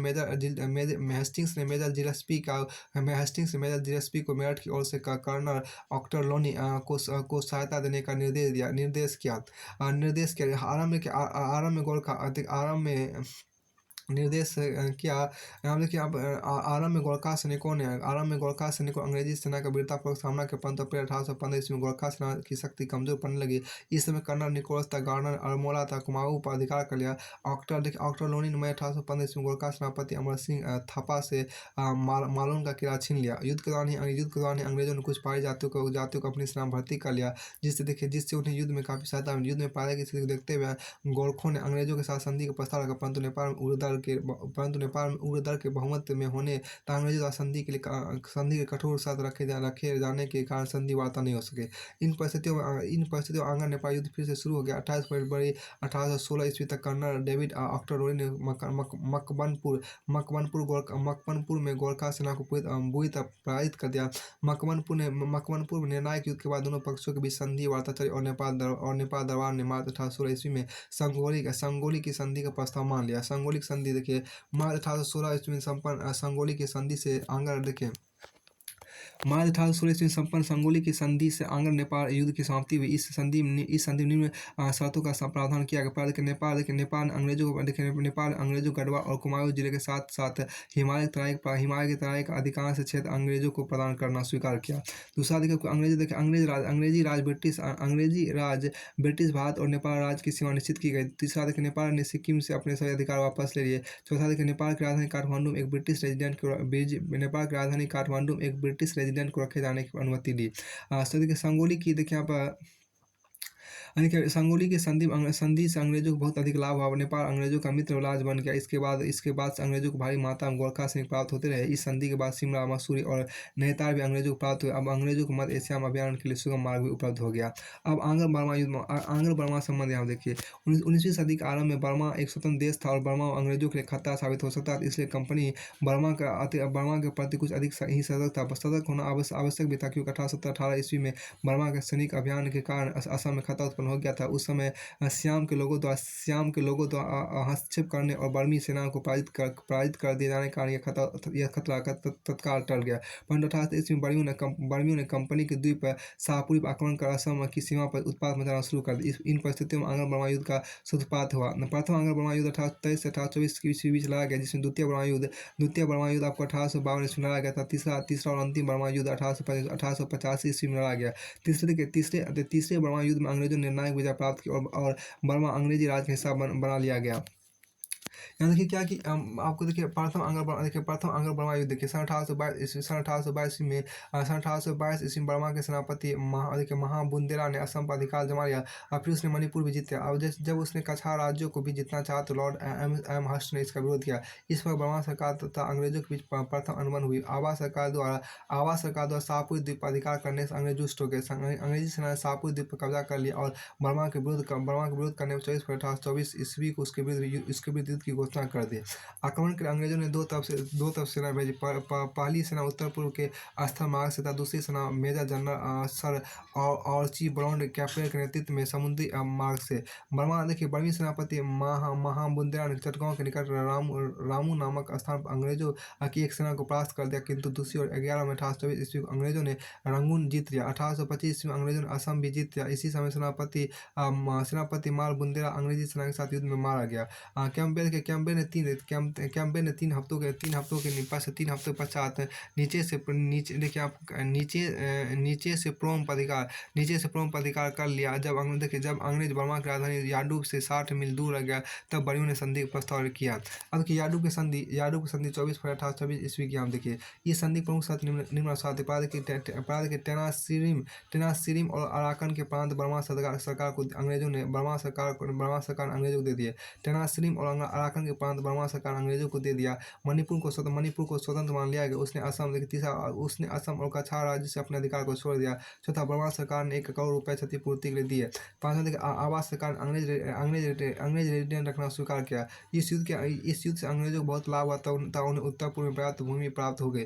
याडूब के संधि से अंग्रेजों की प्रतिष्ठा में वृद्धि हुई और ब्रिटिश सरकार लॉर्ड एम हर्स्ट के इस कार्य से प्रसन्न हुई।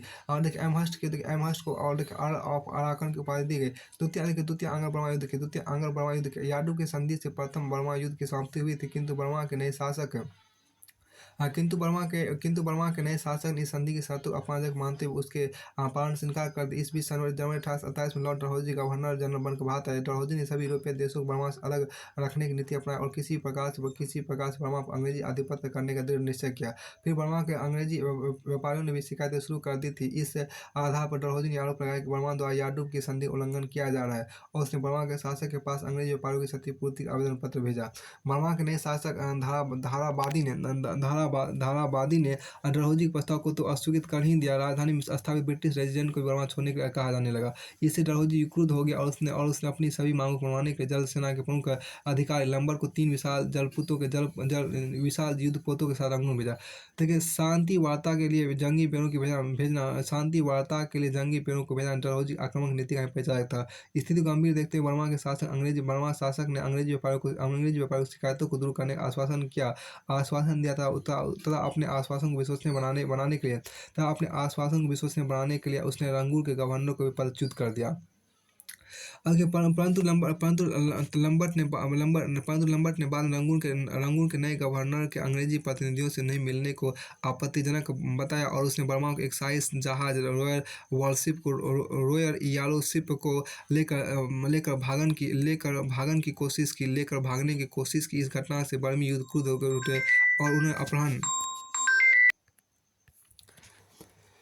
यहाँ आपको है फिर से इसके बाद इस घटना से बर्मी क्रुद्ध हो उठे और उन्होंने अपहरण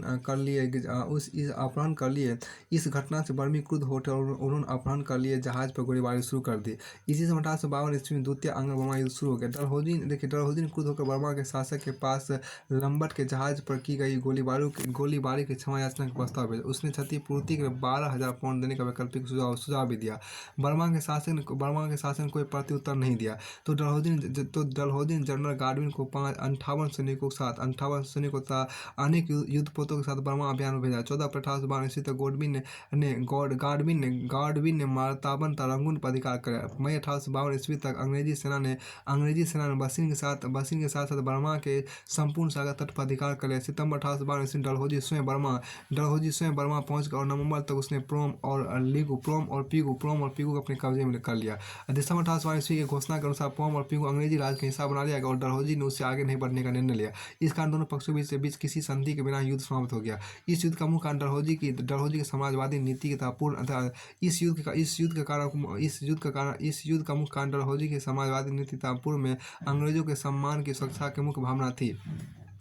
देखिए, तृतीय आंग्ल बर्मा युद्ध। देखिए, बर्मा के राजा भिंडर की मृत्यु के बाद उसका पुत्र थीबो शासक बना। वह प्रारंभ से अंग्रेजों को मित्र नहीं मानता था। 1876 ईस्वी में इन्हीं दोनों राज्यों के संबंध खराब हो गए। 1878 ईस्वी में अंग्रेजी रेजिडेंट को बर्मा से वापस बुला लिया गया। 1850 ईस्वी में फ्रांस उत्तरी बर्मा से एक व्यापारिक संधि कर लिए और अपना प्रभाव बढ़ाना शुरू किया। मांडे में एक फ्रांसीसी एजेंट ने भी दौरा किया। अतः लॉर्ड डफरिन सतर्क हो गए। इस स्थिति को देखते हुए लॉर्ड डफरिन ने बर्मा के शासक के पास मांडे में एक ब्रिटिश रेजिडेंट रखने की मांग की। इसके साथ ही कई अन्य मांगे डफरिन ने बर्मा के शासक के पास भेजी, परंतु बर्मा के शासक थीवा ने डफरिन की सभी मांगों को अस्वीकृत कर दिया। इन परिस्थितियों में अंग्रेजी सेना 1850 ईस्वी में ऊपरी बर्मा पर आक्रमण कर लिया। देखिए, मार्च 14 दिनों के युद्ध में अंग्रेजी सेना ने संपूर्ण ऊपरी बर्मा था उसकी राजधानी मांडे पर अधिकार कर लिया। थीवो और उसके कुटुंबी रत्नागिरी भेज दिए गए। तृतीय आंग्ल बर्मा युद्ध ने स्वतंत्र बर्मा के भाग का अंत कर। इस युद्ध के परिणाम अंग्रेजों के अत्यंत लाभकारी सिद्ध हुए। अतः अब संपूर्ण बर्मा पर अंग्रेजों का आधिपत्य स्थापित हो गया था। अंग्रेजी समाज की सीमाएं चीन तक विस्तृत हो गए। बर्मा के अंग्रेजों ने एक उप राज्यपाल नियुक्त किया था। संपूर्ण बर्मा की राजधानी रंगून को बनाया गया। अब आंग्ल तिब्बत संबंध की बात यहाँ पर की गई है। देखिए कि भारत में ब्रिटिश शासन के समय अंग्रेजों के साथ तिब्बत के संबंधों की शुरुआत गवर्नर जनरल वारेन हेस्टिंग्स के समय हुई। हेस्टिंग्स के शासनकाल में 1775 में जॉर्ज वर्गले के नेतृत्व में एक व्यापारिक शिष्टमंडल लहासा भेजा गया, परंतु उस समय कोई सकारात्मक परिणाम सामने नहीं आया। 1783 ईस्वी में हेस्टिंग्स ने सैमुअल टर्नर को लहासा भेजा। बाद कंपनी के प्रतिनिधि के रूप में मैत्रिंग ल्हासा और तिब्बत के दलाई लामा से 1885-86 में चीन की सरकार ने एक ब्रिटिश व्यापार मंडल को तिब्बत आने की आज्ञा दे दी। यहीं से तिब्बत में अंग्रेजों की घुसपैठ की शुरुआत हो गई। लॉर्ड कर्जन के समय तिब्बत के साथ संबंध देखिए। लॉर्ड कर्जन के समय तिब्बत के साथ संबंध देखिए। 19वीं सदी तक तिब्बत चीन के प्रभाव क्षेत्र में था, लेकिन बाद में उसने अपनी स्वतंत्र सत्ता के प्रयास शुरू कर दिए। दलाई लामा ने स्वयं को शक्तिशाली शासन के रूप में स्थापित कर लिया। तिब्बत में चीनी प्रभाव को समाप्त करने के दलाई लामा ने रूसी प्रभाव को विस्तार प्राप्त करने दिया। 1898 से दलाई लामा ने रूस की बौद्ध जनता से धार्मिक कार्यों के लिए अनुदान देने का आह्वान किया। भारत की ब्रिटिश सरकार के लिए तिब्बत में रूस का बढ़ता प्रभाव खतरे का संकेत था। भारत का वायसराय लॉर्ड कर्जन तिब्बत में रूसी प्रभाव के विस्तार को सहन करने की स्थिति में नहीं था। लॉर्ड कर्जन ने ब्रिटिश सरकार पर इस बात के दबाव डालना शुरू किया कि उसे तिब्बत में सैनिक अभियान की अनुमति प्रदान की जाए, परंतु ब्रिटिश सरकार ने उसकी सिफारिशों को अस्वीकृत कर दिया। यूरोप में जर्मनी की बढ़ती शक्ति से इंग्लैंड घबराया हुआ था और रूस के साथ मैत्रीपूर्ण संबंध स्थापित करना चाहता था, इसलिए कर्जन को तिब्बत अभियान की अनुमति नहीं दी गई। ब्रिटिश सरकार की मजबूरी को जानने के बाद कर्जन ने सरकार के समक्ष यह प्रस्ताव रखा कि तिब्बत में रूसी प्रभाव कम करने के खामाजोंग में चीनी प्रतिनिधियों के साथ वार्ता की जाए। इस वार्तालाप के द्वारा लॉर्ड कर्जन तिब्बत में अपनी स्थिति मजबूत करना चाहता था। अंततः ब्रिटिश सरकार ने बाहरी मन से कर्जन को वार्तालाप की स्वीकृति प्रदान कर दी। यंग हस्बैंड अभियान देखिए। ब्रिटिश सरकार से अनुमति मिल जाने के बाद लॉर्ड कर्जन ने कर्नल यंग हस्बैंड के नेतृत्व में एक मिशन खामाजोंग भेज दिया। चीनी प्रतिनिधि भी वार्तालाप के लिए निर्धारित स्थल पर यथासमय पहुंच गए, परंतु तिब्बती प्रतिनिधि ने तब तक वार्ता करने से इनकार कर जब तक कि अंग्रेजी मिशन तिब्बती सीमा से बाहर नहीं चला जाता है। यंग हस्बैंड तिब्बती प्रतिनिधि के शर्त को स्वीकार कर, किंतु इसी बीच तिब्बती सेना खोंगजेब के निकटवर्ती प्रदेशों में एकत्रित होने लगी थी। ब्रिटिश भारत की अंग्रेजी सरकार की यह स्थिति असहनीय थी।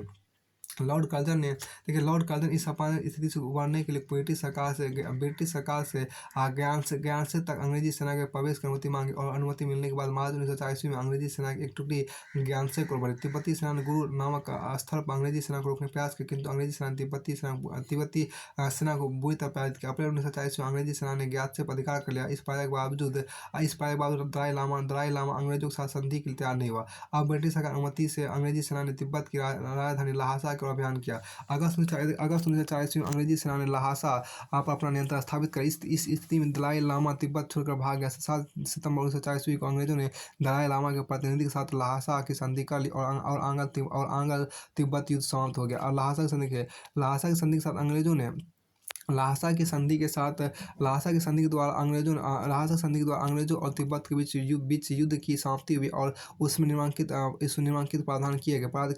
अंग्रेजों को ज्ञान से मातुम और गर्तुक व्यापारिक केंद्र स्थापित करने के अधिकार मिल गए। दूसरा देखिए ज्ञान से आपको ब्रिटिश रेजिडेंट की स्थापना की स्वीकृति मिली, लेकिन ल्हासा पर भी नियंत्रण रखने का अधिकार मिला। बाद में रूसी हस्तक्षेप से रेजिडेंट के ल्हासा जाने का अधिकार समाप्त कर दिया गया।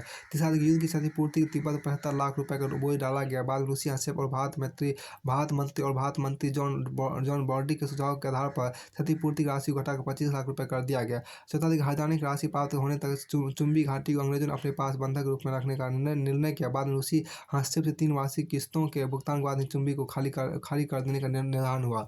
तिब्बत की इस बात के लिए विवाद किया गया, किसी विदेशी प्रतिनिधि को तिब्बत में आने की अनुमति नहीं देगा या किसी विदेशी राज्य को तिब्बत में तार तथा खानों के क्षेत्र में कोई भी सुविधा नहीं दी जाएगी। संधि का महत्व। इस संधि के तहत कर्जन ने तिब्बत में रूसी प्रभाव के विस्तार मार्गों को अवरुद्ध कर दिया। तत्काल परिस्थितियों में कर्जन की तिब्बत नीति सफल प्रतीत होती है, किंतु उसकी इस नीति की आलोचना भी खूब की जाती है। कर्जन की तिब्बत नीति ब्रिटिश सरकार के अनेक प्रकार की परेशानी उत्पन्न कर दी। कर्जन की इस नीति ने ब्रिटेन तथा रूस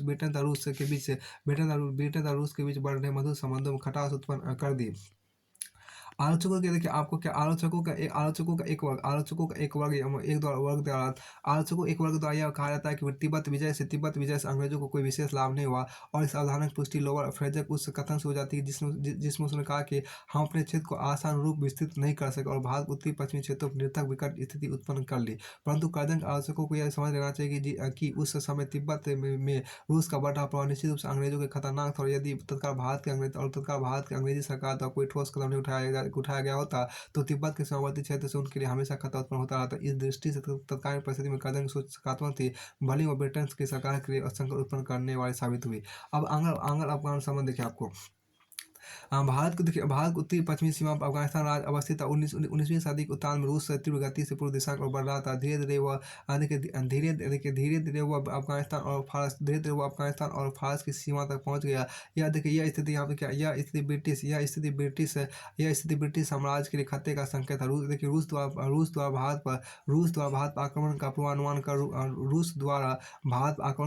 कर रूस से भारत को सोचा है तो अंग्रेजी द्वारा दो प्रकार की नीतियां बनाई गई। पहला अग्रगामी विचारधारा और दूसरा देखिए कुशल आक्रियता। अग्रगामी विचारधारा की नीति के तहत अंग्रेजों ने अफगानिस्तान के आंतरिक मामलों में हस्तक्षेप किया और परिणाम स्वरूप अफगान अमीरों के बीच दो युद्ध लड़े गए।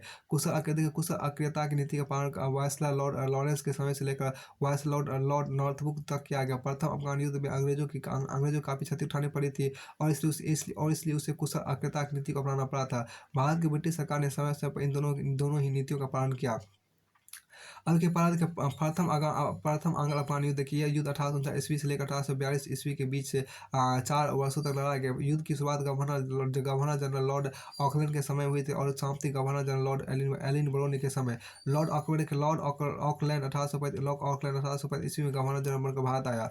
1824 ईस्वी में अफगानिस्तान में शाह शुजा को हटाकर दोस्त महमूद शासन कर रहा था। रंजीत सिंह 1827 ईस्वी में पेशावर को जीत लिया था, जिससे सिख राज अफगानिस्तान के लिए खतरा बन गया था। अब्दाली वंशज शाहसुजा भी अपने खोए हुए राज को पुनः प्राप्त करने हेतु प्रयासरत था। फारस का शासक मोहम्मद मिर्जा रूस का मित्र था। कंधार का शासक फारस के सहयोग से हेरात प्राप्त करना चाहता था। दोस्त मोहम्मद की स्थिति डामाडोल थी। इसी समय फारस ने 1837 में हेरात पर आक्रमण कर दिया। यदि अंग्रेज रंजीत सिंह से पेशावर उसे दिला दे यदि अंग्रेज रंजीत सिंह से पेशावर उसे दिला दे और रूस के विरुद्ध अफगानिस्तान का शासन उसे प्राप्त करवा दे तो वह उनसे मित्रता का इच्छुक था। लॉर्ड ऑकलैंड ने कोई स्पष्ट उत्तर नहीं दिया। अंततः निराश होकर दोस्त मोहम्मद ने रूस से संधि कर ली। सितंबर 1836 ईस्वी में कैप्टन अलेक्जेंडर बर्न्स को नाम मात्र के व्यापारी परंतु वास्तव में राजनीतिक उद्देश्य से अफगानिस्तान भेजा गया और उसी समय रूसी प्रतिनिधि कैप्टन विटकेची भी अफगानिस्तान गया। लॉर्ड ऑकलैंड उससे अत्यंत रुष्ट हो गया अतः उसने अफगानिस्तान पर आक्रमण करने का निश्चय किया। ऑकलैंड ने शाह शुजा को अफगानिस्तान गति दिलाने के रंजीत सिंह से मिलकर जून 1837 ईस्वी में त्रिदलीय संधि की। नवंबर 1838 में ऑकलैंड ने फिरोजपुर में सेना जमा की। 1839 ईस्वी में अंग्रेजी सेना ने सिंध के मार्ग से अफगानिस्तान पर आक्रमण किया। इस सेना को सिंध की सेना कहा गया। पहले सर हेनरी फैन तथा बाद में सर जॉन कीन को इसका सेनापति नियुक्त किया गया। सिंध के अमीरों को विवश होकर अंग्रेजों के साथ स्वीकार करनी पड़ी। अंग्रेजों ने भक्कर क्षेत्र जीत लिया। फिर सिंध के मार्ग से क्वेटा पहुंचे।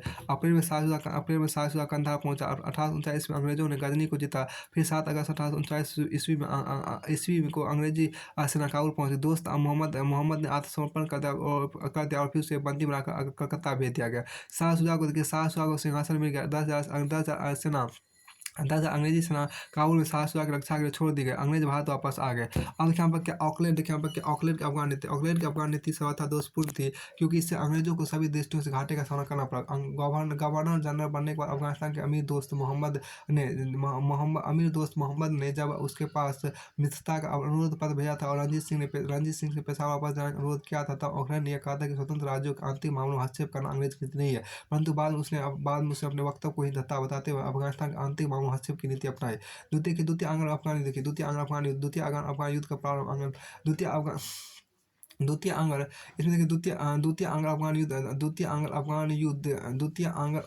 युद्ध प्रारंभ करने का पूर्ण उत्तरदायित्व अंग्रेजों पर था। 1862 ईस्वी तक भारत सरकार 1800 देखिए यहाँ पर द्वितीय आंग्ल अफगान युद्ध प्रारंभ करने का पूर्ण उत्तरदायित्व अंग्रेजों पर था। 1862 ईस्वी तक भारत सरकार अफगानिस्तान के प्रति तटस्थता की नीति का पालन किया। इससे अफगानिस्तान अंग्रेजों से नाराज हो गया किंतु लॉर्ड लिटन ने आते ही अग्रगामी नीति अपनाया था। अमीर नेता अमीर शेर अली को सख्त मारने का राज्य किया, परंतु परिस्थितिवश विपरीत होने के कारण शेर अली ने कुछ विलम्ब किया। इसी समय लॉर्ड लिंटन ने नेविल चैम्बरलिन को राजदूत बनाकर अफगानिस्तान भेजा, लेकिन उसे खैबर दले से प्रविष्ट होने की अनुमति न मिलने पर लॉर्ड लिंटन ने 21 नवंबर 1778 को युद्ध की घोषणा कर दी।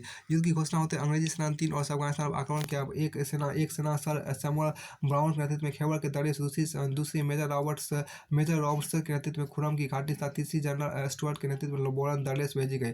शेर अली रूसी तुर्किस्तान की ओर पलायन कर गया। कंधार पर अंग्रेजों ने अधिकार कर लिया और शेर अली के पुत्र याकूब खान ने अंग्रेजों से गंडमक की संधि कर ली। इस संधि के पश्चात कुछ समय तक शांति बनी रही। काबा नगरी ने काबुल में राजदूत का पद संभाल लिया, लेकिन 1879 में काबुल में विद्रोह हो गया। अंग्रेजों ने विद्रोह दबा दिया तथा दोस्त मोहम्मद के नाती तथा अफजल खान के पुत्र अब्दुल रहमान से संधि करके उसे अफगानिस्तान का शासक मान लिया। अब देखिए गंडमक की संधि मई 1879 में अंग्रेजों एवं याकूब खान के बीच गंडमक एवं अन्य सीमावर्ती नगरों में अंग्रेजी प्रतिनिधि रखना स्वीकार कर लिया। उसने अंग्रेजों से परामर्श के बिना किसी विदेशी शक्ति से संपर्क स्थापित नहीं करना स्वीकार किया। याकूब ने खुर्रम दर्रे पर अंग्रेजों का आधिपत्य स्वीकार किया और बुलंद दर्रे के निकट पिसिन तहसीबी नामक दो जिले अंग्रेजों को प्रदान किए। गंडमक की संधि के तहत अंग्रेजों ने अफगानिस्तान के अमीर को 6 लाख रुपए वार्षिक देना तथा अफगानिस्तान की सुरक्षा का वचन दिया। इस संधि से भारत का वायसराय लॉर्ड लिटन तथा ब्रिटिश का प्रधानमंत्री बेंजामिन डिज़रेली काफी खुश हुए। आज के लिटन की अफगान नीति 1827 में लॉर्ड लिटन भारत का वायसराय बना।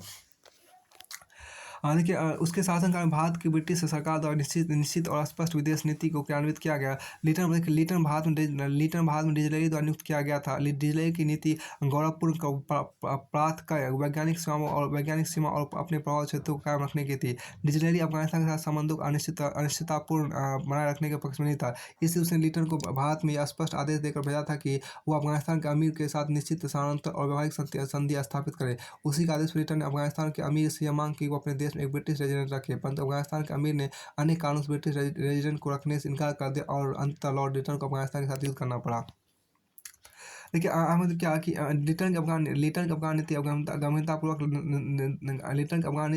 गंभीरतापूर्वक निर्धारित हुई थी और उसका क्रियान्वयन भी दक्षतापूर्वक हुआ था, परंतु उसमें एक माह दोस्त काबुल में एक अस्थायी रेजिडेंट रखने की जिद थी और इसी दोस्त ने लिटन की नीति और उसमें लिटन तथा डिज़रेली के सर्वनाश का मार्ग प्रशस्त किया। तृतीय आंग्ल अफगान युद्ध 1884 में। देखिए 1884 में जब रूस ने अफगानिस्तान की सीमा पर अपना अधिकार स्थापित किया तब ब्रिटिश सरकार चिंतित हो गई। ब्रिटिश सरकार अब इस बात के पतनशील हो गया कि रूस और अफगानिस्तान का सीमा निर्धारण हो गया। किंतु रूस एवं अफगानिस्तान के बीच निश्चित सीमा के निर्धारण के क्रम में दोनों पक्षों के बीच पंचदेह मामले को लेकर युद्ध का माहौल उत्पन्न हो गया। अब्दुल रहमान अंग्रेजों का सुरक्षित था, इसलिए इस स्थिति में अंग्रेजों और रूस के बीच युद्ध का संकट उत्पन्न हो गया। परंतु भारत के तत्कालीन वायसराय लॉर्ड डफरिन की दूरदर्शिता तथा अब्दुल रहमान के व्यवहारिक ज्ञान कारण युद्ध का संकट टाल दिया गया। इस बीच अब्दुल रहमान ने घोषणा कर दी कि उसे यह निश्चित रूप से नहीं मालूम कि पंचदेह अफगानिस्तान का हिस्सा है या नहीं। इसके साथ उसने यह भी कह दिया कि यदि पंचदेह की क्षतिपूर्ति किसी अन्य क्षेत्र से कर दी जाए तो पंचदेह पर अपना अधिकार छोड़ देगा। जुलाई 1887 ईस्वी अफगानिस्तान की उत्तरी सीमा के संबंध में रूस ब्रिटिश सरकार तथा भारत सरकार अफगानिस्तान के बीच एक समझौता हो गया। पंचदेह पर रूस का आधिपत्य स्वीकार कर लिया गया, जबकि जुल्फिकार दर्रे पर अफगानिस्तान का आधिपत्य स्वीकार किया गया। पंचदेह के मामले को लेकर उत्पन्न संकट का माहौल 1887 ईस्वी के समझौते से टल गया, परंतु इस स्थिति में भारत सरकार पर अतिरिक्त आर्थिक दबाव पड़ा। देशी रियासतों के शासकों के साथ मिलकर अंग्रेजी सरकार ने इंपीरियल सर्विस ट्रूप्स की स्थापना की। इधर अफगानिस्तान के अमीर का रावलपिंडी में स्वागत हो रहा था और उधर रूस पूर्व की ओर विस्तार में लगा था। 1850 ईस्वी में रूस ने पामीर पर अधिकार कर लिया और इसी वर्ष एंग्लो रशियन कन्वेंशन रूस समझौता के अनुसार ऑक्सस नदी को रूस की दक्षिणी सीमा मान लिया गया और हेरात में रूस के प्रसार को रोक दिया गया। 1905 ईस्वी में रूस जापान के साथ युद्ध में उलझ गया। 1907 ईस्वी में ब्रिटेन तथा रूस के बीच समझौता होने के बाद से दोनों पक्षों के बीच मित्रतापूर्ण संबंध स्थापित हो गया। देखिए अफ़गानिस्तान ने विदेशी मामलों में स्वतंत्रता प्राप्त की। देखिए 1907 ईस्वी में समझौता करने के समय अफ़गानिस्तान के अमीर हबीबुल्लाह से 1907 ईस्वी में समझौता करने के समय अफ़गानिस्तान के अमीर हबीबुल्लाह से विचार विमर्श नहीं किया गया। इससे क्या इससे आंग्ल अफगान संबंध में खटास उत्पन्न हो गई। प्रथम विश्व युद्ध के दौरान जर्मनी द्वारा उकसाने पर अफगानिस्तान के अमीर ने भारत के तटवर्ती क्षेत्रों पर आक्रमण कर दिया, परंतु वह युद्ध में परास्त हो गया। 1921 में दोनों पक्षों के बीच एक संधि स्थापित हो गई। 1922 में इंग्लैंड और अफगानिस्तान के बीच दूतावास संबंध स्थापित हुए। 1922 में इंग्लैंड और अफगानिस्तान के बीच दूतावास संबंध स्थापित किया गया और इस समय से आंग्ल अफगान संघर्ष पूर्ण रूप से समाप्त हो गया। अब के ब्रिटिश भारत यहाँ पे यहाँ देखिए ब्रिटिश भारत एवं उत्तर पश्चिम सीमावर्ती प्रदेश देखिए। यहाँ देखिए पश्चिमा देखिए पश्चातवर्ती भारतीय शासकों वैज्ञानिक सीमावर्ती क्षेत्र सरहद की खोज में सिंधु एवं अफगानिस्तान के बीच अवस्थित इस क्षेत्र तक पहुंचने का प्रयास किए। सिंध विजय 1827 और पंजाब के समान में 1849 में ब्रिटिश सीमाओं को सिंधु से पार तक विस्तारित कर दिया, जिससे वे बलूच और पठान जनजातियों के संपर्क में आए जो अधिकतर स्वतंत्र थे।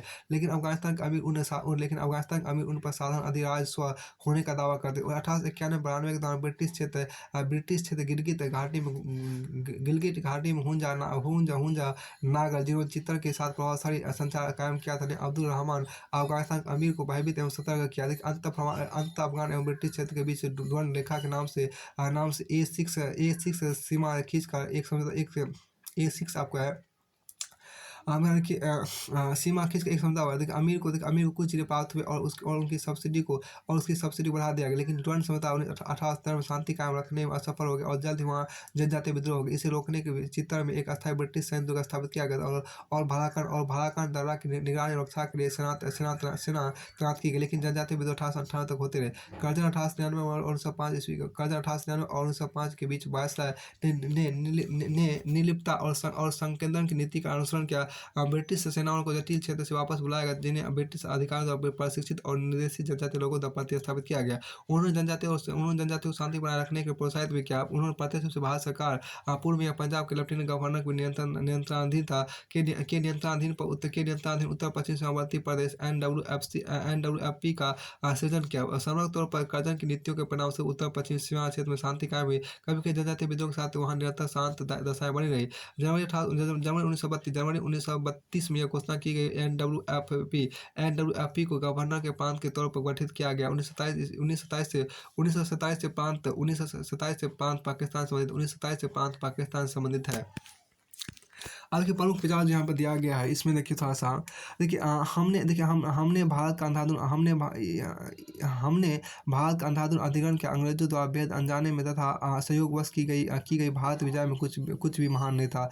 जॉन सिलेन का था। क्लाइव संस्थापक नहीं था, अपितु भविष्य का अवरोध था। वह साम्राज्य का योजनाकार नहीं था, अपितु प्रयोग करता था, जिसने संभावनाओं को तोड़ा था। क्लाइव ब्रिटिश साम्राज्य का अवरोध था। ये बात पर्सी वालेस स्पेयर ने कहा था। वेलीजरी ने भारत में ब्रिटिश साम्राज्य को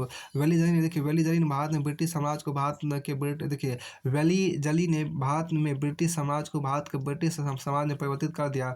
वेलीजरी ने भारत में ब्रिटिश साम्राज्य को भारत के ब्रिटिश साम्राज्य में परिवर्तित कर दिया। भारत में वो राजनीतिक शक्तियों से एक कंपनी भारत में सर्वोच्च शक्ति बन गई और पूरे देश को इसके सुरक्षित राज्य माना। वेलीजरी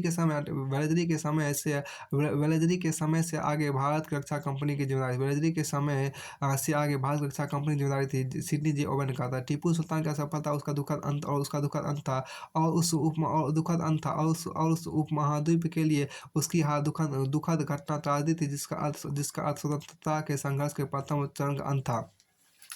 ये history of the freedom movement of Pakistan कहा गया। अब देखिए सारा समझिए ब्रिटिश विजय संयोगवश या इरादतन। ब्रिटिश काल की शुरुआत कब हुई? ब्रिटिश सफलता का देखिए अंग्रेजों की बंगाल विजय। ब्रिटिश विजय से पूर्व का बंगाल, सिराजुद्दौला और अंग्रेज, अली नगर की संधि, प्लासी के युद्ध को 23 जून 1757, सिराजुद्दौला पर रॉबर्ट क्लाइव की जीत ने भारत में ब्रिटिश साम्राज्य की नींव डाली। मकसद 1764 ईस्वी बंगाल के नवाब और मुगल बादशाह की संयुक्त सेना पर बक्सर में क्लाइव की विजय ने भारत में अंग्रेजों की शक्ति की वास्तविक नींव डाली। इलाहाबाद की संधि 1765 में इसने बंगाल, बिहार, उड़ीसा के दीवानी अधिकार अंग्रेजों को प्रदान किए। अवध के देखिए अवध के इसमें क्या हुआ कि अवध के नवाब के साथ संधि हुई है, मुगल बादशाह शाह आलम द्वितीय को संधि हुई। अब की द्वितीय सरकार 1765 ईस्वी तक देखिए मैसूर ब्रिटिश विजय हैदर अली एवं टीपू सुल्तान का उत्थान हुआ। प्रथम आंग्ल मैसूर युद्ध प्रथम आंग्ल मैसूर युद्ध जो था वो 1767 तक आपको हुआ था। सिंध देखिए आपको क्या सिंध विजय 1847 में देखिए पंजाब विजय रंजीत सिंह एवं अंग्रेज अमृतसर सिंह के संग 1819 में हुआ था। प्रथम आंग्ल सिख युद्ध 1845 में हुआ था। द्वितीय आंग्ल सिख युद्ध 1828 में हुआ था। और कार्य ब्रिटिश प्रमुखता देखिए वारेन हेस्टिंग की घेरे की नीति देखिए वारेन हेस्टिंग्स की घेरे की नीति रिंग फेंस सहायक संधि में शामिल राज हैदराबाद सहायक संधि शामिल राज था वो हैदराबाद 1798 से लेकर 1798 और 1800 ईस्वी में भी मैसूर 1799 ईस्वी में तंजौर अक्टूबर 1799 ईस्वी में अवध नवंबर 1801 ईस्वी में पेशवा दिसंबर 1801 ईस्वी में बराड़ के भोसले दिसंबर 1803 ईस्वी में और सिंधिया फरवरी 1828 ईस्वी में जोधपुर 1828 ईस्वी में जयपुर 1828 ईस्वी में मचे 1828 ईस्वी में और बूंदी 1828 में भरतपुर 1828 ईस्वी में।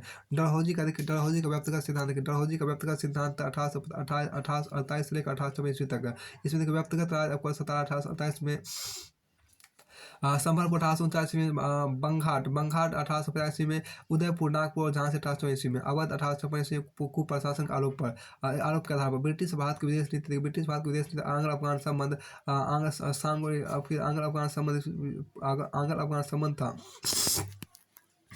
फिर आपको यहाँ पर है संगोली के सन 1800 ईस्वी में आंग्ल बर्मा संबंध आपको देखिए प्रथम आंग्ल बर्मा युद्ध 1824-26 में, द्वितीय आंग्ल बर्मा युद्ध 1852 में, तृतीय आंग्ल बर्मा युद्ध आपको 1885 में। आंग्ल तिब्बत संबंध देखिए लासा के सन 1940 में आंग्ल अफगान संबंध देखिए ऑकलैंड की अफगान नीति प्रथम आंग्ल अफगान युद्ध 1839 से 42 में, जॉन लॉरेंस की आक्रामकता की नीति लिटन की अफगान नीति द्वितीय आंग्ल अफगान युद्ध 1870-1880 में, गंडमक की संधि मई 1879 में और उत्तर पूर्व सीमावर्ती क्षेत्र डुरंड समझौता 1893 में। ध्यान देखिए अध्याय खत्म होती है अध्याय इकाई तीन जो यहाँ पर देखेंगे इकाई 3 जो आप यहाँ पर है वो आपको कंपनी शासन विरुद्ध बढ़ता द्वेष अध्याय 6-7 में आपको यहाँ पर है। इसमें आपको देखिए इकाई 3 जो है कंपनी शासन के विरुद्ध बढ़ता विद्वेष अध्याय 6 और 7 इसमें दो आपको इकाई 3 में 2 अध्याय आपको अध्याय 6 में आपको 1857 से पूर्व ब्रिटिश साम्राज्य के विरुद्ध जन असंतोष हम अगले वीडियो में देखेंगे।